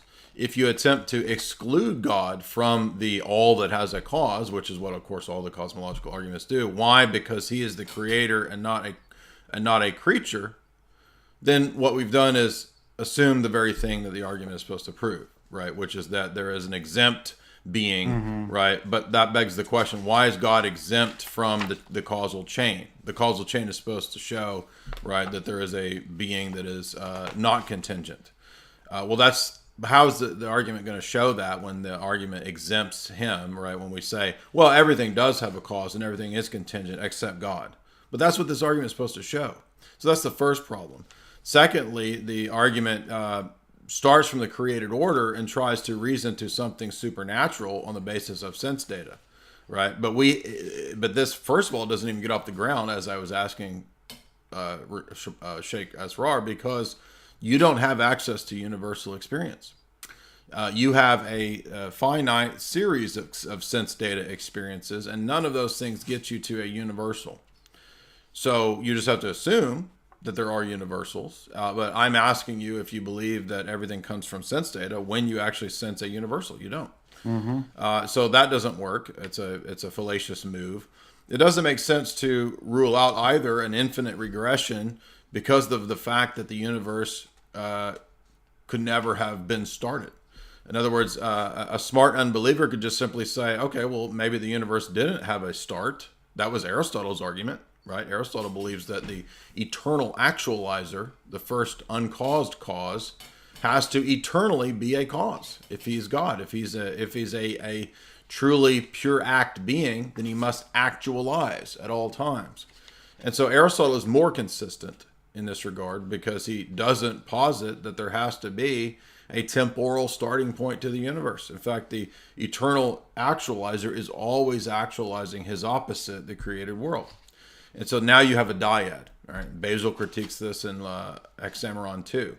So the next point there is that if the universe, by the way, even if you did concede that the universe had a start, it doesn't require that the being be singular. In fact, Aristotle contradicts himself and posits at sometimes multiple first causes as well as a single first cause. So in other words, on what basis a priori are we supposed to assume that oh, well, we all know there has to be a first cause to the universe, and that first cause has to be a single first cause. In other words, we have all of these tacked on things that we're supposed to accept just to move in this argument.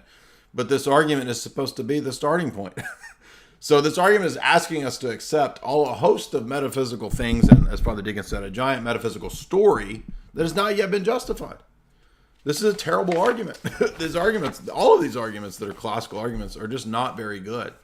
The other one, of course, which often gets pointed out, which I think is a valid critique, which is this argument assumes that what's true of it's a parts whole fallacy, right? And Bonson used to give the example of Legos. He would say, well, if each Lego weighs an ounce, do I conclude that when I build a 10-foot statue out of Legos that the entire 10-foot statue then therefore weighs an ounce? Mm-hmm. No, Fallacy because just because something's true of the parts, it doesn't follow that it's true of the whole. And by the way, it's also non sequitur, because if all events in nature have a first cause, there's no reason to infer from natural experience through causation or through succession or through dependence chain that the first cause is non-natural. In other words, perhaps there's an equally natural first cause. In other words, what does my experience of the natural world do to prove a supernatural first cause? In other words, this is David Hume's great pumpkin argument, right? If I see a bunch of pumpkins in a field, do I conclude from that there was a great supernatural pumpkin that gave rise to all of the pumpkins? No, I just assume that there was a chain of pumpkins. Mm-hmm. Yeah. How do I get to the great pumpkin from the chain of pumpkins? How did my PhD advisor put it? Dr. James O'Shea. Just because every baby has a mother doesn't mean all babies have a mother. One mother. Do you get it? It's the pumpkin. It's the David Hume, Charlie Brown, great pumpkin argument. Exactly. So in other words, these are all just, and you say, well, why are you going to this? Haven't you and Father Deacon critiqued Thomism a million times? Yes, but they have the same epistemology. Don't you understand that this itself, that the fact that the Thomist and the Muslim are doing the exact same moves shows that this is all a waste of time and bankrupt? What good is an apologetic that both a Muslim and a Thomist share, or that a Scientology proponent could use? This is ridiculous. Yeah, why are we letting people just make up stories? Like, you just made that up. I mean, that's really what it comes down to, right? Is that these are all just made up stories. What does St. Paul warn? Vain philosophy built on the traditions of men. Storytelling. Yeah. And by the way, I think people have a hard time accepting that Aristotle could have been wrong, right? In other words, a lot of Thomists, a lot of people who adopt this system. I mean, in your paper, you've got here, the citation comes from Posterior Analytics 71b, Prior Analytics 68b, Physics A, Metaphysics Zeta, Topic Zeta. So you're telling me Aristotle got his empiricist starting point wrong? Who are you to question Aristotle? Who are you? That's literally the move they make. They're like, you can't. Who are you to say Aristotle's wrong? That's what Thomists do. And can I add too that one thing I've noticed from the Muslim analysis here is that the Islamic system is just a patchwork. It's just taking from all these Greek metaphysics. It's like, let me have a little bit of atomism. Let me take a basic bitch Aristotle, and let me combine that with the patchwork of Nestorianism, Judaism, and Christianity that is original first few centuries Islam. So then you get Kalam within a few centuries, which is, again, not an advanced, it's a very crude Hellenic system. Mm-hmm. That's all it is. But Jay, you pointed that out too. When you were bringing that up, Shar had basically said that, well, we reject a lot of Aristotle. I reject a lot of Aristotle. Well, that's not the problem. If you reject certain stuff of Aristotle, it's the stuff that you do the stuff that you do accept and have brought in is problematic. Yeah, it's the epistemology that you accept, and that's what I critiqued multiple times. And nobody was saying that, like, yeah, every single one of your beliefs matches on perfectly to Aristotle, or you've embraced the whole Aristotelian system. You've been influenced and embraced enough of the stuff that's problematic in the epistemology that's going to cause a problem for you. That was your point. Yeah, and notice that the Thomist and the Muslim do two different moves here, right? The Muslim says there's absolute dissimilarity between Allah and his creatures, and then attempts to do all this predication and divine naming, which is based on creatures by admission. And when he says to get around this dilemma, well, it's just a conceptual signification. It doesn't mean that in your head the actual attributes of Allah are there. Well, I wasn't making that argument, and just that wasn't your argument. And just to say that it's merely conceptual doesn't solve the dilemma, because the conceptions are still creatures, and they bear no similarity to the multitudes of attributes that you believe are really distinct. So yeah, that's it's just moving the problem back a step. It doesn't solve the question, and so you have to have analogical predication at some point. Now the Thomist does the exact opposite and says, well, there is analogical predication, and it's to the essence of God. Creatures bear a analogical reflection to the divine essence. And then Thomists turn around and say, via negativa and apophatic theology, there's no similarity between creatures and God's essence, right? So they have a because they attempt to do via negativa. Oh, and remember the key part there is God's essence is identical to existence, right, but then it doesn't. So that's the end theme, the missing hidden kind of premise. Yeah, but it's not just that, it's also all the created world comes to be because there's a divine idea which is identical to the divine essence. And by the way, there's no real distinctions in the divine essence. So let's talk a little bit, and we'll go through this, what Asrar didn't seem to get, because he thought he was getting out of this by saying, oh, that's just conceptual. It doesn't refer to God in himself or anything like that. Okay. Well, then it doesn't pick out real distinctions in Allah. That's the point. And it may not pick out Allah. And it doesn't tell you anything about Allah. How do you know that it's not? And this is the issue that comes up in philosophy of language. Yeah. The problem of intentionality. And that our words and sentences pick out stuff. Okay, they hit. When I say, I'm thinking about Jay in Tennessee, it doesn't hit Jay in Colorado. Right. That stuff like that. Okay, so what do we have here with words? You have a sign, and then the thing signified. Okay, so at the very least, there's an intentionality, whether it refers to something in it or just the mode of signification or something conceptually in you. There's an intention. That means there's a relation of some sort between the thing, the sign, and the thing signified, at the very least, right? Now, the other irony too, by the way, which I don't know if what his specific school thinks about language theory, but if you read the commentary on the Taftazani commentary, which is one of the books that was recommended, I can't get this right. They have a crude correspondence theory of language and truth. So what do words mean? What do propositions refer to? Well, the word just refers to the object in the world. Oh, really? Is that true then of the predication of Allah? Right. So anytime that you have a relation, whether it's in language through intention, whether it's making a comparison of greater or less or something like that, or a causal relation, in order to relate two things, there must be at least some likeness in order to relate the two. So this is what he wasn't getting. If you're saying this is nothing like this, then it doesn't matter what you think that word's actually saying or the way that you're signifying or whether it refers to the thing itself or your mind. It doesn't, the word never gets to intentionally to pick out the object of intention. So for all you know, it could be hitting my cat.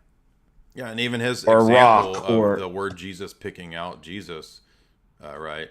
I mean, that disproves his system. yeah. So I wish you would have saw that's actually what the critique was. You can't actually, if you say there's nothing like Allah, and then watch will have these words talk about him, but they'll just be conceptual in our mind. It doesn't work. Yeah, okay, then exactly. It tells you nothing about Allah because the concepts in your mind are creatures. Mm-hmm. And again, let's look at this little graph again to illustrate this. Just simply, it's not rocket science. If we're saying, and his school appears to have a basic correspondence theory of truth, here's Allah, right? And the many things that we say about him. Oh, he's one. He's got these 99 names. He's first. He's last. He has sight. He has hearing, etc. Right? So here's Allah. These are the names, and you could look at them as different ways to predicate about him. But guess what? One, first, last, sight, hearing, speech. Those are all determinants that come from the created order. Now, I'm not saying that they believe that Allah possesses creatures.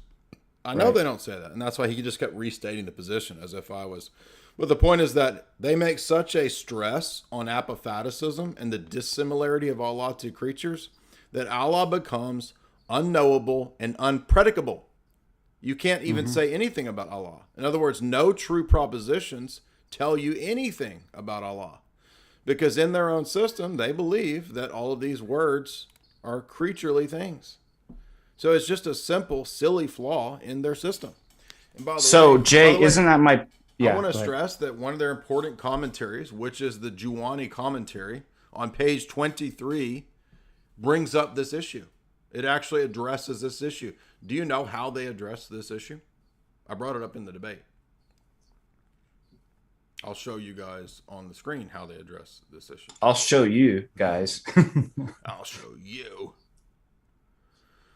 The Juwani commentary on page 23 reads as follows. Should it be asked whether we hold to the doctrine that in existing, and this is just using existing as the example of comparison and analogy, that the exalted Allah the exalted meaning Allah resembles the temporally produced, or do we deny it? We assume that it is a matter not susceptible for discussion. In other words, you can't ask that question. Yeah, exactly. So when we come to a problem in your system, you mandate people can't answer that question because it's obviously a defeater for the system. Well, Calvinism does the same thing, don't they? They use a lot of similar tactics. I'm not, maybe, but I can't think off the top of my head of where they would just literally just say, maybe not. You can't ask that. In other words, that's saying forbidden. Yeah, they're saying you're forbidden to ask the question. Yeah, that's a different. So in other words, in the Islamic schools, when this debate would come up, when this question, if somebody said, hey, wait a minute, how are we saying there's no similarity? And then we try to name Allah. You can't ask that question. If you ask it again, you'll lose your finger. We'll chop your thumbs off. You're not permitted to ask that question. You're not permitted to ask the questions that refute the position. Yeah, can you imagine if I did that, like in my philosophy? I created a philosophy, and if you question me, yeah, no, there's a famous hadith. It's the one about the istiwa, like the throne of Allah. Is he like on the throne, over the throne? Like, how do you understand Allah's relation to the throne? There. Yeah, and Imam Malik, he says, I can't remember. Like, there's 4 parts to it. It's like we affirm it, whatever. We don't question it, and it's like the person who questions it is to be put to death. And it's not a joke. I mean, it's just. Yeah, exactly. That's what I was getting at. I mean, in other words, when and I mean, you see the same thing when it comes to the attributes, right? Now we have the essence energy distinction. We don't have a problem with analogical predication. This is not a defeater for our system. And when you ask, well, but wait a minute, so the attributes of Allah are not the essence, but they're not other than the essence. Okay, what does that mean? Okay, that's just talking around the question, right? It's a way for them to have a sophistry, a casuistry, very similar to what Thomas did, where they just kind of invent a thing on the spot. Oh, well, the attributes are not the essence. but they're not other than the essence. Meanwhile, all throughout these commentaries, they operate on really strict either or exclusionary principles in epistemology. That's an excellent point. All through here, they say either ors. In fact, they even say there's a relation of opposition between Allah and the created order. Allah is the opposite of creatures. Hence why you heard him say the quasi-Gnostic things, that God can't have anything to do with the world. He can't be in the world. It would defile him. If he was in the world, he would be tainted by poop and pee. Yeah, I'm not joking. That's what he said. That was Manichaeanism. But they also say, they won't say that he's not in the world, but they also say he's not in the world. Like, well, yeah, and so that's to get around the questions of, well, yeah. Now wait a minute. It says that Allah spoke to so and so. It's just this whole system is ridiculous. It's crude and it's ridiculous. And when you bring up, these kind of advanced level, the whole level of philosophical response that he's doing is literally something frozen in the 11th, 12th century by guys who crudely just cribbed from Aristotle. And there's a really important argument, though, to be made about the cribbing of Aristotle when it comes to perfection and God, Allah, not having any accidents and not have any contingency, not having any notion of what could be applicable to creatures. Now, Qai, maybe you could help me here, because what I was looking for was him to affirm that God is pure act. Because in Aristotelian philosophy, when Aristotle says those things about God or the first cause, that's what leads them to say God is pure act, right? Mm-hmm. Because creatures have potency. They have the ability to do different things, or to change, or to move from one state to another state, to be non-existent and then come into existence, to fulfill their purpose.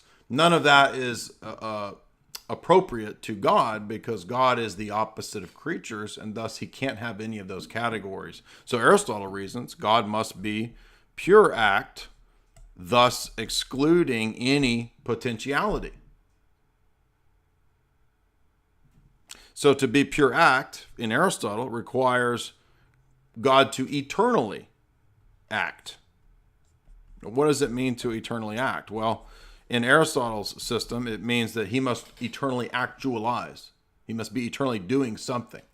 What is he eternally doing? He's eternally causing to be the opposite of him, which is the world, right? Mm-hmm.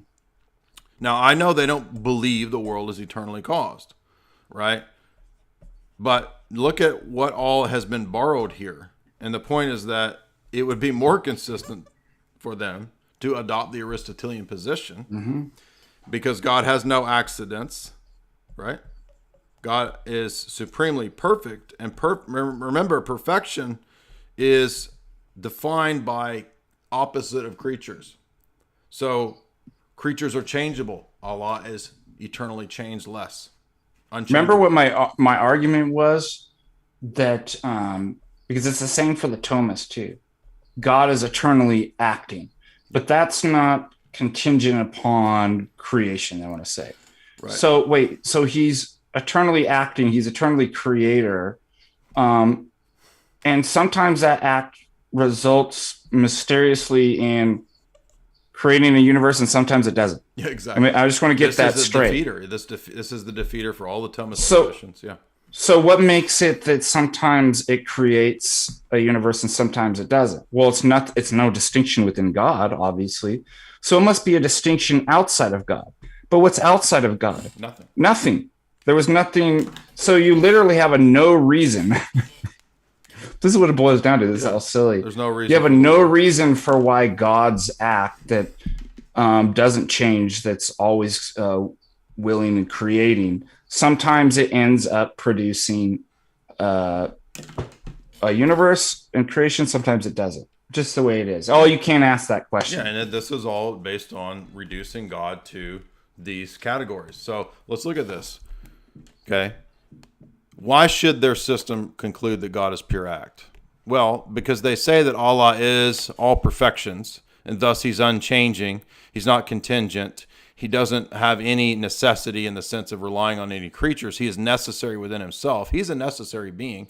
He possesses no accidents or change or potentia. Now, wait a minute. No potentia is the position that God is pure act. They mean the same thing. To say God is pure act is to say God possesses no active or passive potencies. So does that mean that there's an eternal potentia? Because if God eternally had the power to create but didn't decide to, that's potentia. But remember, he says, no, God eternally willed to create, and then it came to be. So he wants his cake and to eat it too, because he believes that God freely wills to create, even though that's from all eternity, right? So in other words, he's saying God has the power to create, but doesn't necessarily have to do it, but he wills to. Oh, but that's potentia. That's admitting dunamis in God that is distinct from actuality.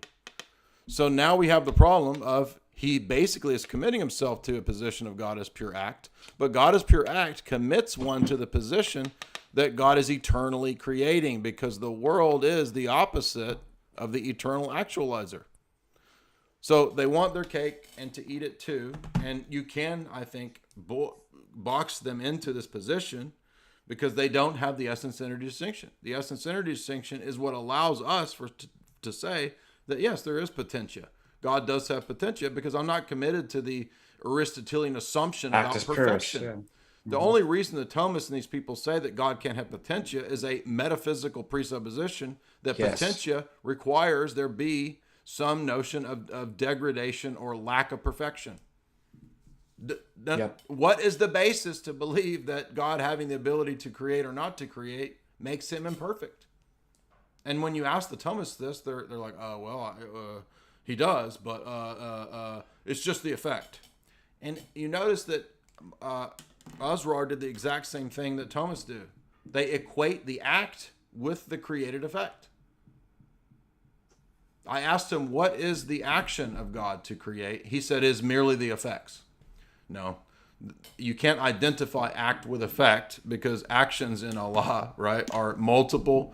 They're really distinct, supposedly, but real distinctions should entail potentiality. They should entail changeability, right? Because God didn't have to create. Well, the Thomists makes a similar claim too. Yeah. By the way, I forgot to add that point. It's an argument that I make. When you do that kind of natural theology and denial of the energies, and as we pointed out, the problem that those paradigms cannot actually provide a coherent account of an allegea entis, such as the words that even hit intentionally the object of their attention, i.e. God. That's why I actually say, what do you end up doing? You end up creating a phantasm, a concept in your mind. So the thing that you're actually pointing out is not God. It's your own mind. Yep. It's a concept that, so you're not worshiping God. You're actually worshiping your own thoughts. You never actually, that's the consequences of natural theology and denying the energies, is that you end up, worshiping your own thoughts rather than the God. It's not like, oh, I just got some attributes wrong, or I was just kind of off. It's like, you're not even hitting it. It's still inside your head. So let's look at this. God is eternal act, and this is the argument Dr. Bradshaw makes, right? Mm-hmm. Oh, so wait a minute. He's an eternal act, but that one eternal act sometimes produces a creation, and sometimes it doesn't? So you're going to tell me that God is eternal act, but at the same time, he willed to create at a certain point in time when previously there was no creation. So unless you want to give up ex nihilo creation, right, which is, by the way, what Phaser does in his apologetic book, he says, all right, I'm just going to give up the notion of creation ex nihilo. Oh, okay, well, that's Freemasonry. That's Aristotle. That's not Christianity. How does one eternal act sometimes create and sometimes not? That's a defeater, isn't it? And then notice that Christopher Tomaszewski's argument, which I think is a terrible argument, is to say, oh yeah, that really is mysterious. But again, those words only have meaning in the effects to us. And so his analogy is that, so imagine there's a baseball player swinging a bat, and his action's the same. but given different circumstances of where the ball's being thrown, he either could be said to be have struck out or hit the ball. Well, the problem with that is if we're talking about the act of creation, well, in the analogy, you have to presuppose that there's an already pre-existent baseball player and pitcher and ball and all this different stuff. But the very question is about what causes the universe to actually come into existence. It's the act, it's the baseball player. So, and sometimes, so that act doesn't change. So sometimes it creates a universe and sometimes it doesn't. Yeah, right. I'm sorry, exactly. Like that was the presupposing. That's what I was asking him. That would require change in Allah. Yeah. So simply moving it to presuppose an already existent universe to explain how that relates then back to God is silly, because the whole question is about, but there was no universe. We're asking, why does the act sometimes produce and create a universe and sometimes not? You can't refer to a non-existent thing and be like, well, that's the reason why. That's the point. So I think Christopher Thomas Quashie's argument is terrible. Like, I don't.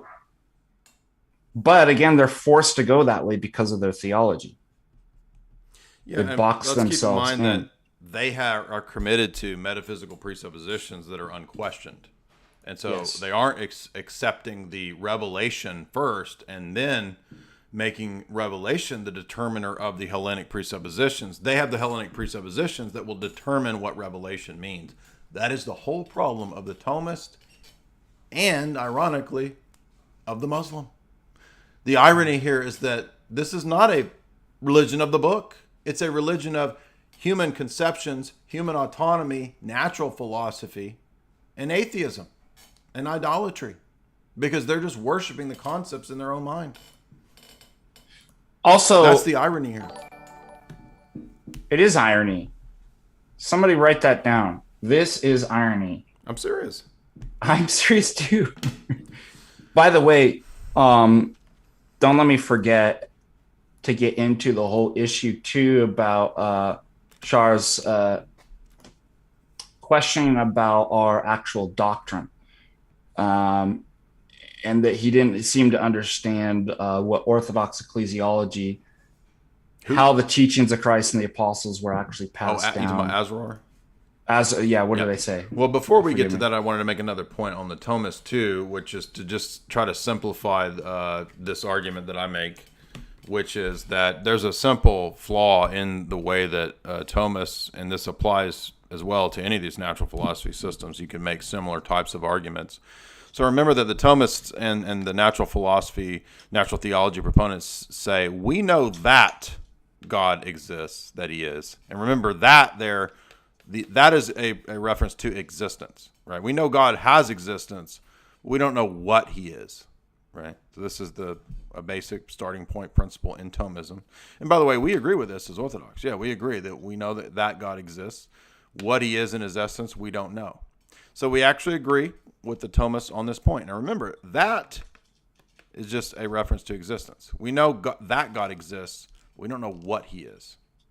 We got a problem though, because the Thomist turns around and says right after that he is his essence. In other words, his existence is identical to his essence. So we have an attribution of identity, in strict identity. Okay, this is not an analogia. This is a strict identity here. God's existence is identical to his essence. So now we have positively predicated of the essence that it is existence and simultaneously denied it in point one. Do you see that this doesn't work? This is a fundamental problem in Thomism, right? So there is a attribution of identity that existence is identical to essence as positive predication. This denies positive predication as a possibility and then turns around and does it. Mm-hmm. Yep. So although it's not identical to the Muslim position, the problem is the same as the problem I was outlining with analogical language, right? The Muslim and the Thomists are just trying to solve the same problem with different routes different solutions that don't work because both positions deny the essence energy distinction in the Orthodox sense. Just for Muslims who are going to say that what Jay just described is not in Islam, it's I mentioned it. It's look up Wahdat al-Wujud, and you look at that doctrine. They make that exact predication that wujud equals to God. Exactly what Jay just said. Which is what? Can you flesh that out further? What's wujud? Existence. They say that like God equals existence, God equals wujud. That doctrine. It's not like kind of like in the it's more kind of like in the Sufi direction. So like if you start getting into Sufism and you go into that direction, that's where that's going to appear. It's not really kind of like in the mainstream Muslim thought. And I'd say the vast majority of Muslims, they won't even understand what this doctrine is. But once you start looking into it, it's there. That's where it's going, in that direction.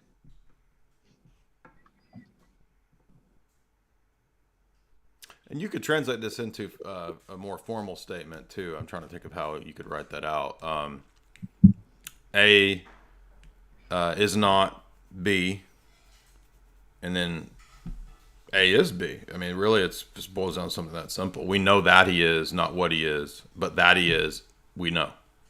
We know his existence is his essence, but we don't know what his existence is. That's essentially what this is.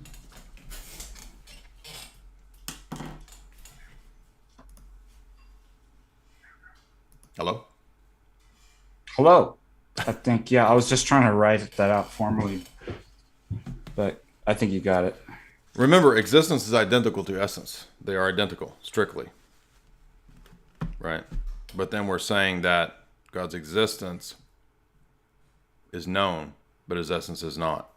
But his essence is identical to his existence. It's sort of like there's nothing you can know except for that fact. Right? Like if somebody says, we can't know anything except for what it just said. Yeah, right. Yeah, it's kind of like, it's a kind of a basic defeater. So, let's see. So we covered the unity and simplicity, Tawheed. We covered analogical predication, distinctions in Allah. We covered his epistemology. We covered how there's a lot of reliance on Aristotle and occasionalism and atomism from the Greeks. And then, but we don't rely on the Greeks, which is silly. There's the question of potentia and eternal willing. There's the question of one thing I didn't get to was all the places of dialectics of opposition. I'll just mention this quickly, which is that this precludes any doctrine of coherence. So in other words, they don't believe in any notion of indwelling. Yes. So there's no notion of God dwelling in the world or being present in the world or anything like that. And the argument is that it is the doctrine of the Christians that there's such a thing as indwelling or coherence. However, when it comes to Allah, I don't know, it's not that way. You see, the attributes of Allah are not identical to the essence, but are not other than the essence. So amongst the attributes, there is coherence, there is indwelling. So give me that for Allah and his attributes. You can't have that in your system, by the way. Yeah, good point. But the same principle, the essence cannot be present in the attributes, nor can there be a real distinction amongst the attributes. In fact, they will even use in the Sanusi Creed, as I did point out on pages 98, 99, that you can distinguish the names and attributes of Allah the same way that you would distinguish 1, 2, 3, 4, 5, 6, 7, 8, 9, 10, up to 99. So there's an analogy made to numeric lists and distinctions for the divine attributes. Hello? I mean, this doesn't work. Like you just said that you can't do that. And then here you are doing that. Oh, and by the way, the Trinity is wrong because 1, 1, 1 equal 3. 1, 1, 1 equal 1. Oh my goodness. Oh, but by the way, I can do 1, 2, 3, 4, 5 all the way up to the 99 names of Allah. It's just silly. First and last are temporal determinations. Temporal determinations bear no similarity to the atemporal, right? Because remember, Allah is not just transcending time and space. He's the opposite of time and space. Don't you understand that when you introduce a dialectics and relations of opposition, which is why this whole system doesn't work, because it's borrowing the basic Hellenic assumptions of the Greeks. This is a fundamentally pagan system, okay? Orthodox theology is based on no dialectics or relations of opposition. The Trinity is not an opposition. The Father is not the opposite of the Son. God is not the opposite of the world. Grace is not the opposite of free will. There are oppositions, sure. Truth and falsehood are in opposition. But that's not the same thing as everything being in opposition simply because it's distinct. This is a fundamental, basic Hellenic metaphysical problem that pagan worldviews adopt that is fundamental to Islam that makes it impossible. And by the way, all things, if that's the case, if these relations are in opposition, then shouldn't all relations be in opposition? Yes. Right? Shouldn't one be set against the other 99 names of Allah? Wouldn't Allah then possess relations of opposition if he's both one and many? Oh, no, but in that case, special pleading, it doesn't count.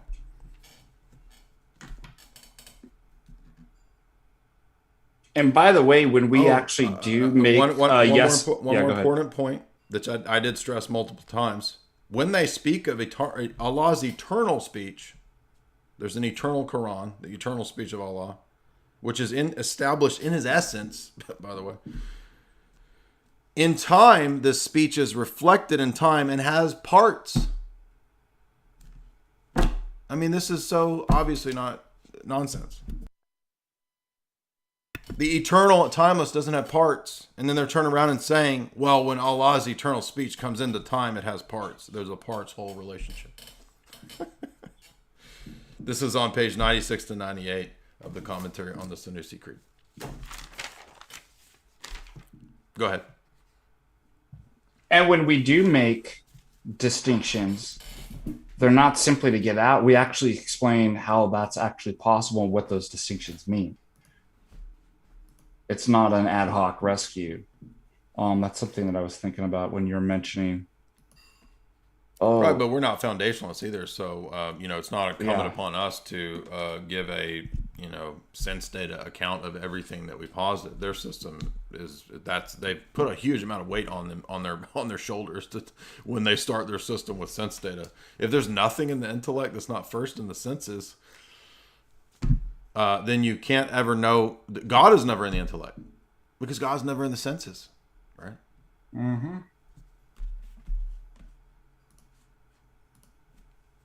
There was something else I was going to add to that. What was it saying?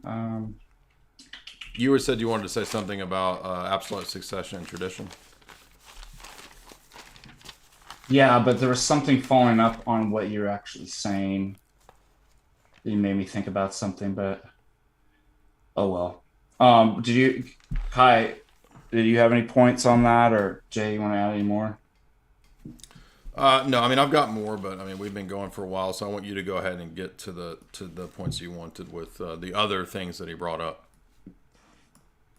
Oh man, there was another thing. Yeah, it just was there and I lost it. Maybe if I start talking about something else. Well, we mentioned his Manichaeanism, which was weird. The inability to kind of make distinctions. I thought you had a good point of talking about. Well, he says that the act of God is just simply the effect. Yeah. Okay, but the effect is the creatures. So you can't identify the act with the creature. That makes no sense. Silly. His lack of being able to make distinctions between ritual, ceremonial purity versus moral purity. Yes, and this was the whole virgin birth, Mary objection. Yeah. If the other thing that I was thinking about comes to me, then I'll let you know. But do you want to go into? Well, it's just based on, again, the dialectic of opposition, that Allah is the opposite of the world, and so therefore I have all of these presuppositions about what's impure, and so Allah can't be anywhere spatially near those things, which is ridiculous because he at every moment in time destroys and recreates those things. So Allah is destroying and recreating poo-poo, but he also can't touch it. I mean, it's just silly, just childish stuff. I'm not being crude. I'm saying that's illustrating the point of the system, that if he's the creator, then he's not any more exempted from the taint of, the impurity by I creating create, but I won't touch it. Yeah. but it's so but bad. He creates Like, don't. This is so silly. Yeah, it was a silly argument.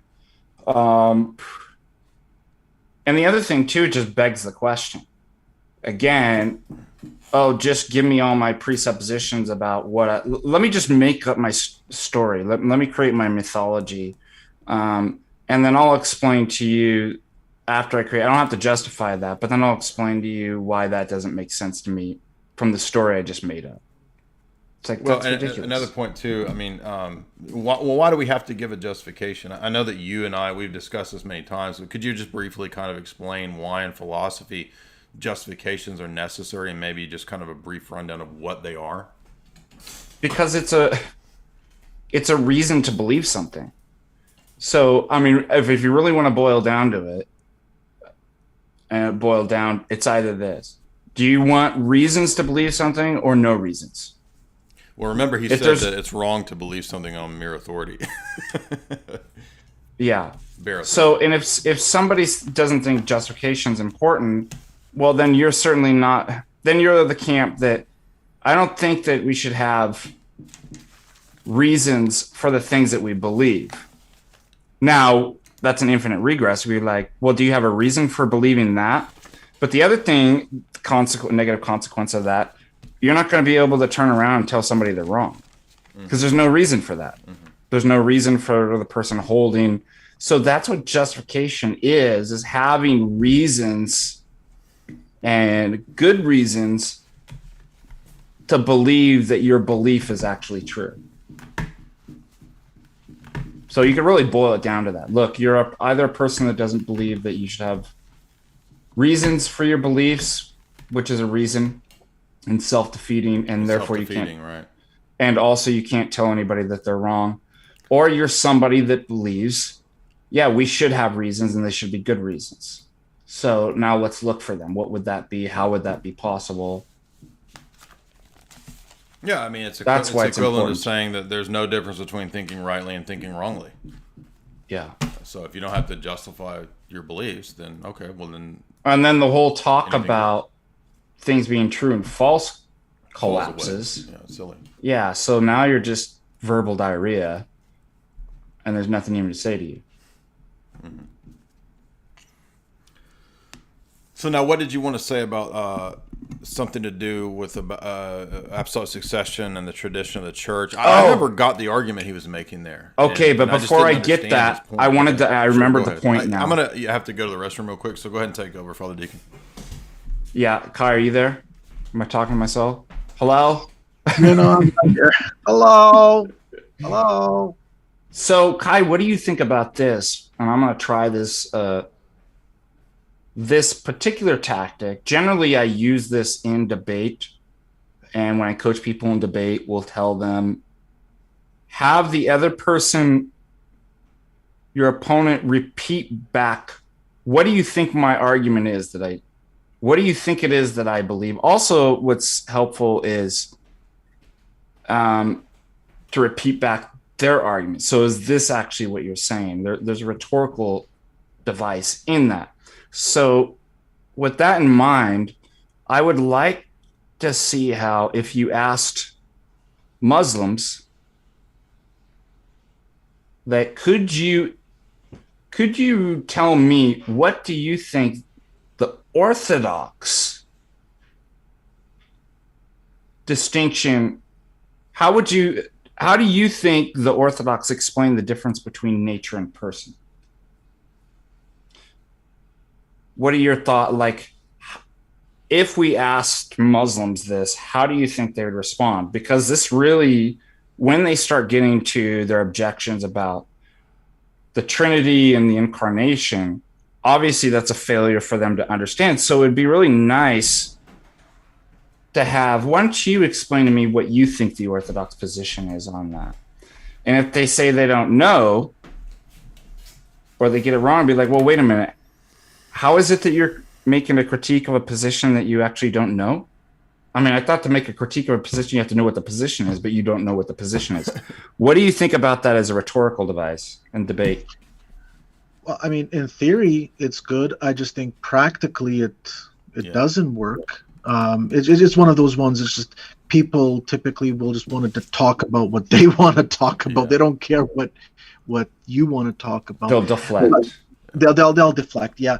I find that this kind of engagement is actually more conducive between different like Christians, like Orthodox and others who identify as Christians. They are genuinely trying to understand our position a lot of the times. Not all the times, but a lot of the times, and they're receptive because they want to understand how do we describe hypostasis, prosopon, the essence, like where are we differing in these things, like so that they can understand what the nomenclature is. But Muslims are just in a whole other category that they're trying to wholesale just filter the entirety of Christian theology through their Muslim paradigm. And the reason why this doesn't work, like why the approach what you're describing doesn't really work with Islam and with Muslims in particular, is they're preconditioned from very early on to view the Quran as Al-Furqan or something like that. Like it's already given, it's already established that Islam is correct, the Quran is correct, and so everything that you're saying is just being filtered through that particular narrow paradigm. And this is a problem that we encounter, for example, when we try to discuss the persons of the Trinity, and Muslims think of them as attributes. Okay, there are people out there that are right now, they are trying to push this narrative that the persons of the Trinity had no effect on, for example, the development of the Muslim attributes, the way that they see it. And so my first question that I'll ask, well, I mean, I can vary it up a little bit. One of the questions that I would ask that goes around your approach is like, where does this idea of ontologically real distinct attributes come from in Islam? Like it just comes out of nowhere. Like where in your system do you have to justify all of a sudden that you have these distinct attributes that are all real, ontologically real? Kai, I have a question. I mean, sure, because you know more about this. I mean, won't they just say, "Oh, well, the Quran"? Won't they just appeal to Revelation and say, "Well, the Quran"? Well, yeah, they will. Yeah, they will. They'll appeal to the Quran.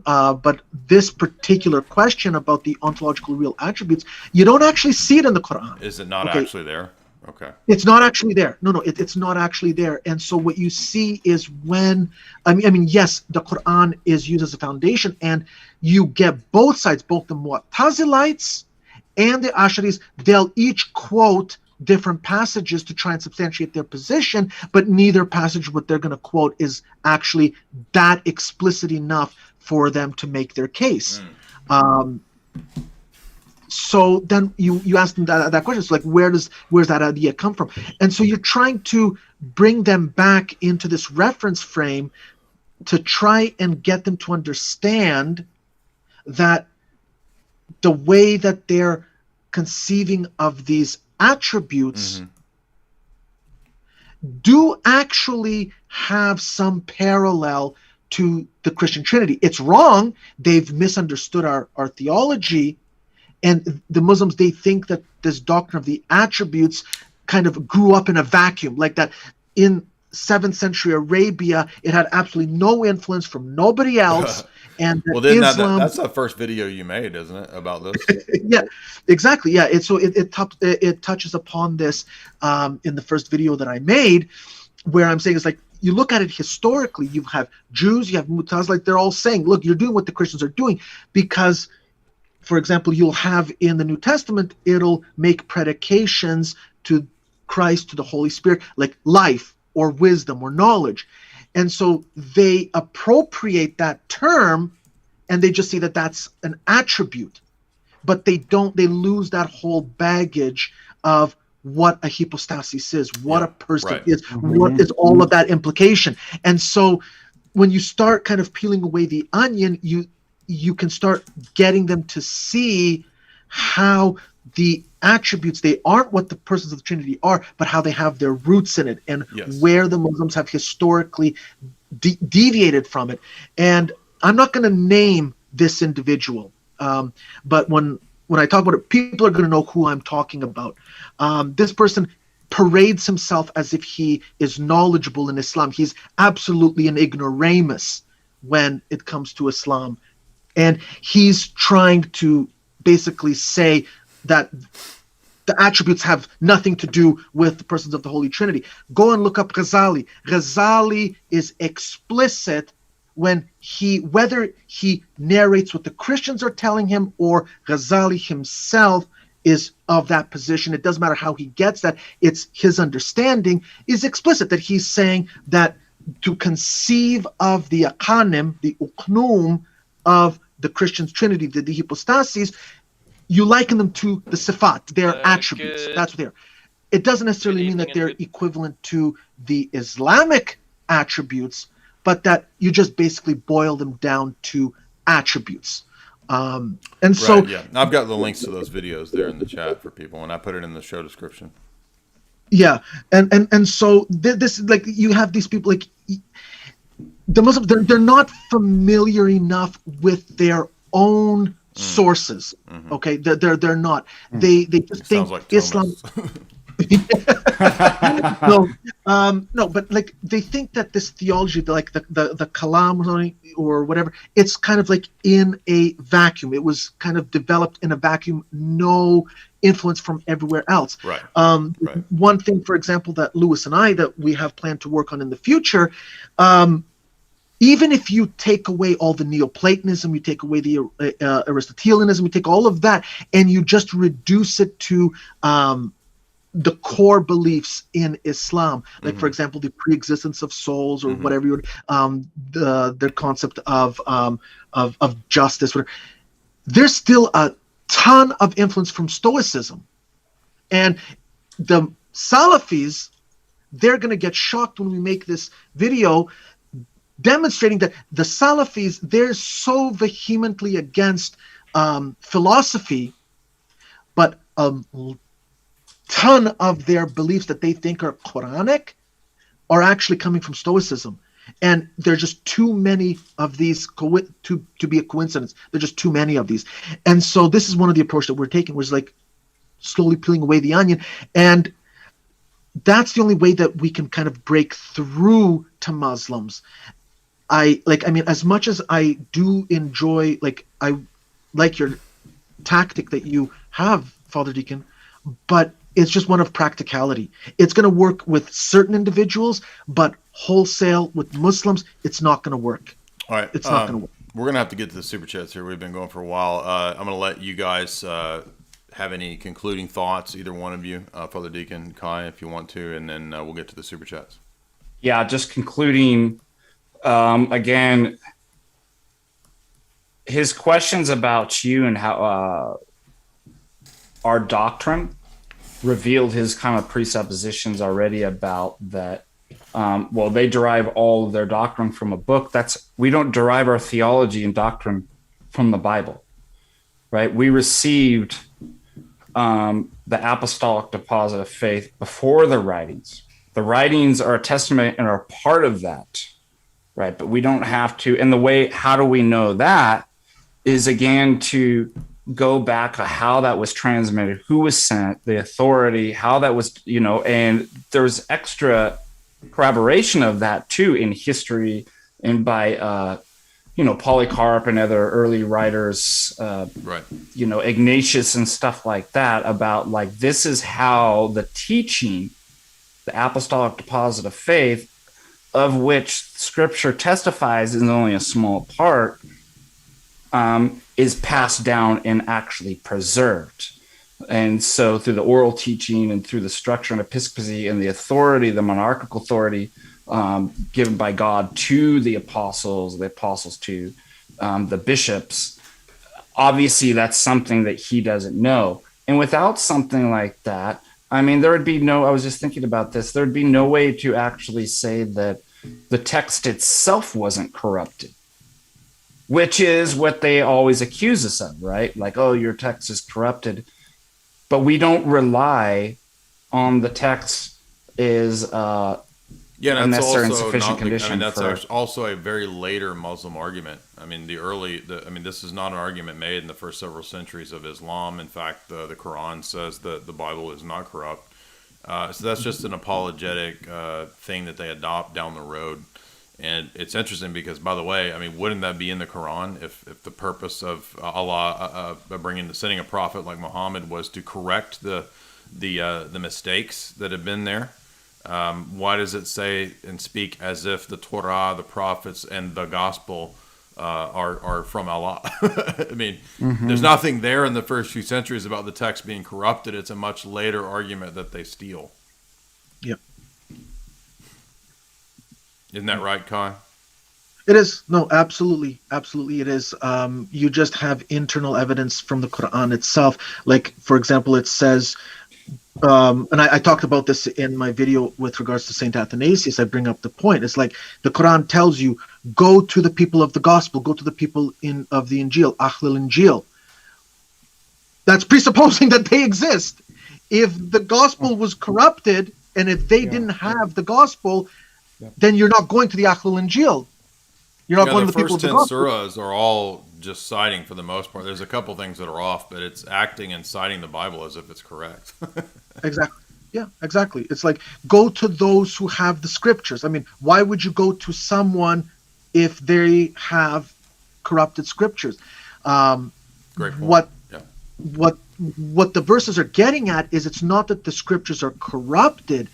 It's getting at people who are taking scriptures and twisting the meanings for their own personal gain. So how do you twist the meaning? You just give a false tafsir, for example, a false commentary. You read into the commentary. So what would be an example? Like, let's say the Shia, they will read exactly the same Quran as the Sunnis, but certain words, they're going to interpret it differently. Like, they'll say, and obey the ones who are in authority among you. The Sunnis, they're going to refer that as the scholars. The Shia, they're going to say, no, those are referring to the imams. Okay, so this is what it means to twist the meaning or the message of scripture. People who are taking these words and twisting the meanings of it. And that's what the Quran is saying that Christians and Jews were doing, or accusing them of doing, twisting the meanings. Yeah, it's not an argument that the texts were corrupted. Exactly. It's purely not an argument that the texts were corrupted. Absolutely. That comes later on. Much later, right. Much later, yeah. Well said. Yeah. All right, so we're ready to get to Super Chats. Flying Cycle sends a circle $10. Can you recommend History of the Church? I started Philip Schaff's, and I wanted to know if there's a good source to continue as an Orthodox inquirer. Yeah, the Yaroslav Pelikan's 5-volume. Yeah, I was just going to say that. I'm looking at it right now. Yeah. I did a whole lecture on volume 1. So those are all good. So,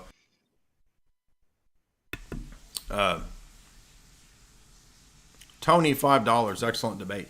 Thank you, Tony. Orthodoxy Chloroquine, $25. Thank you for breaking this down in the review. Jay, the debate with Asrar was fantastic. I couldn't help but notice that his responses were strikingly similar to those of all the papal lawyers and the Tradcat Thomas. Exactly. And that's a perfect parallel that everyone should note. This was quite comical, actually. It was comical, as is both Islam and Thomism. Smith, $10. When Asrar Rashid implied that Christology was in total flux until Nicaea, which is not true, by the way, I was thinking it would be great to put all the clear pre-Nicene Trinitarian writings into a stream or a document. But you can easily pull this up. Like in 5 minutes, you can find, the pre-Nicene Church Fathers teaching all the same things we teach: the deity of Christ, 3 persons with full divinity, etc. But yeah, we could do a stream on that. That's a great idea. Tactical LARP, $3. Would you guys say that the Islamic Aqidah are comparable to the different contradictory schools of thought or spirituality in the Roman Catholic Church, such as Thomism, Scotism, and various schools? It's more akin to the different groups of Protestantism. because you basically have these schools of thought debating traditions, debating hadiths, debating what it is to what Tawheed means.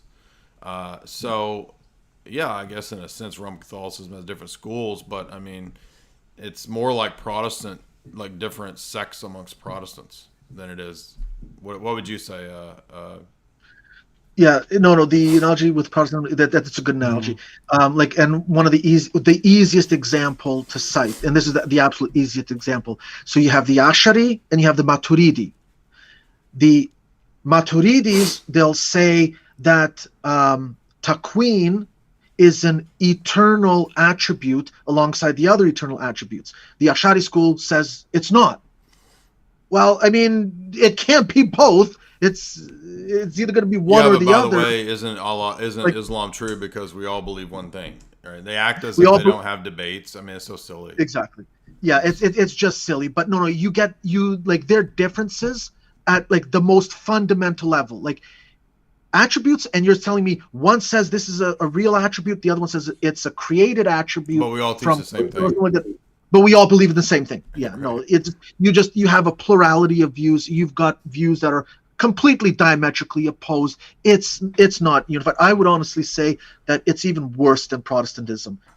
Pano Costoros, $1. Let's not forget that St. John of Damascus got his hand chopped off for writing against Islam so well. Mez Michael, $25. Good job in the debate, Jay. God bless you all. I plan to start visiting an Orthodox church. Cool. That's great to hear. Awesome. Praise God. Pano Costoros, $1. Get your divine acts together, Muslims. Haha. Charlie Brown, 76, $10. This is great information. It's complicated, but I enjoyed it. Well, yeah, hopefully if you just kind of maybe watch it a few times or the things that didn't click, eventually it will click. Rat Splat, again, $5. I'm getting baptized Saturday, Jay. Thank you for introducing me to Orthodoxy. Glory to God. Yes, and I'm attending one of my friends who is a Uniate and now Orthodox baptism this upcoming weekend. So looking forward to that. Praise all right. That's all I see. Thank you, guys. Awesome. Thanks a lot, Jay. Thank you. Anything else? By the way, I've got the links. You want to follow Father Deacon, I've added him to the show description there. He's Norwegian News. And then Orthodox Shahada is linked there second.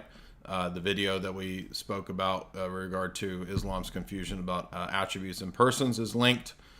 You can still super chat at any time, by the way, if you want to support my work. You can order signed copies of my book.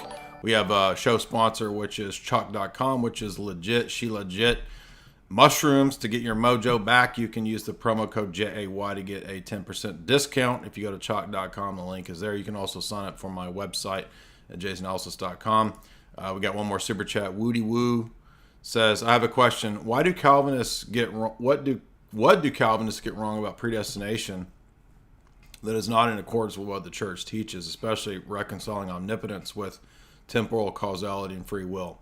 Well, the problem more so boils down to there not being a consistent idea of created energies.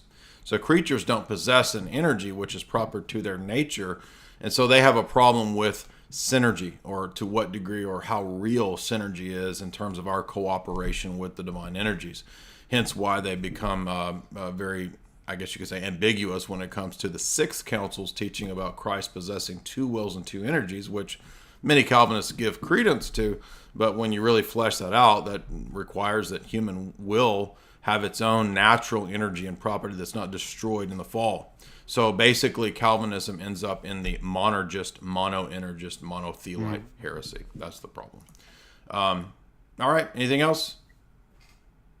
That's it. Thank you, Qai. Thank you, Jay. Thank you, everybody.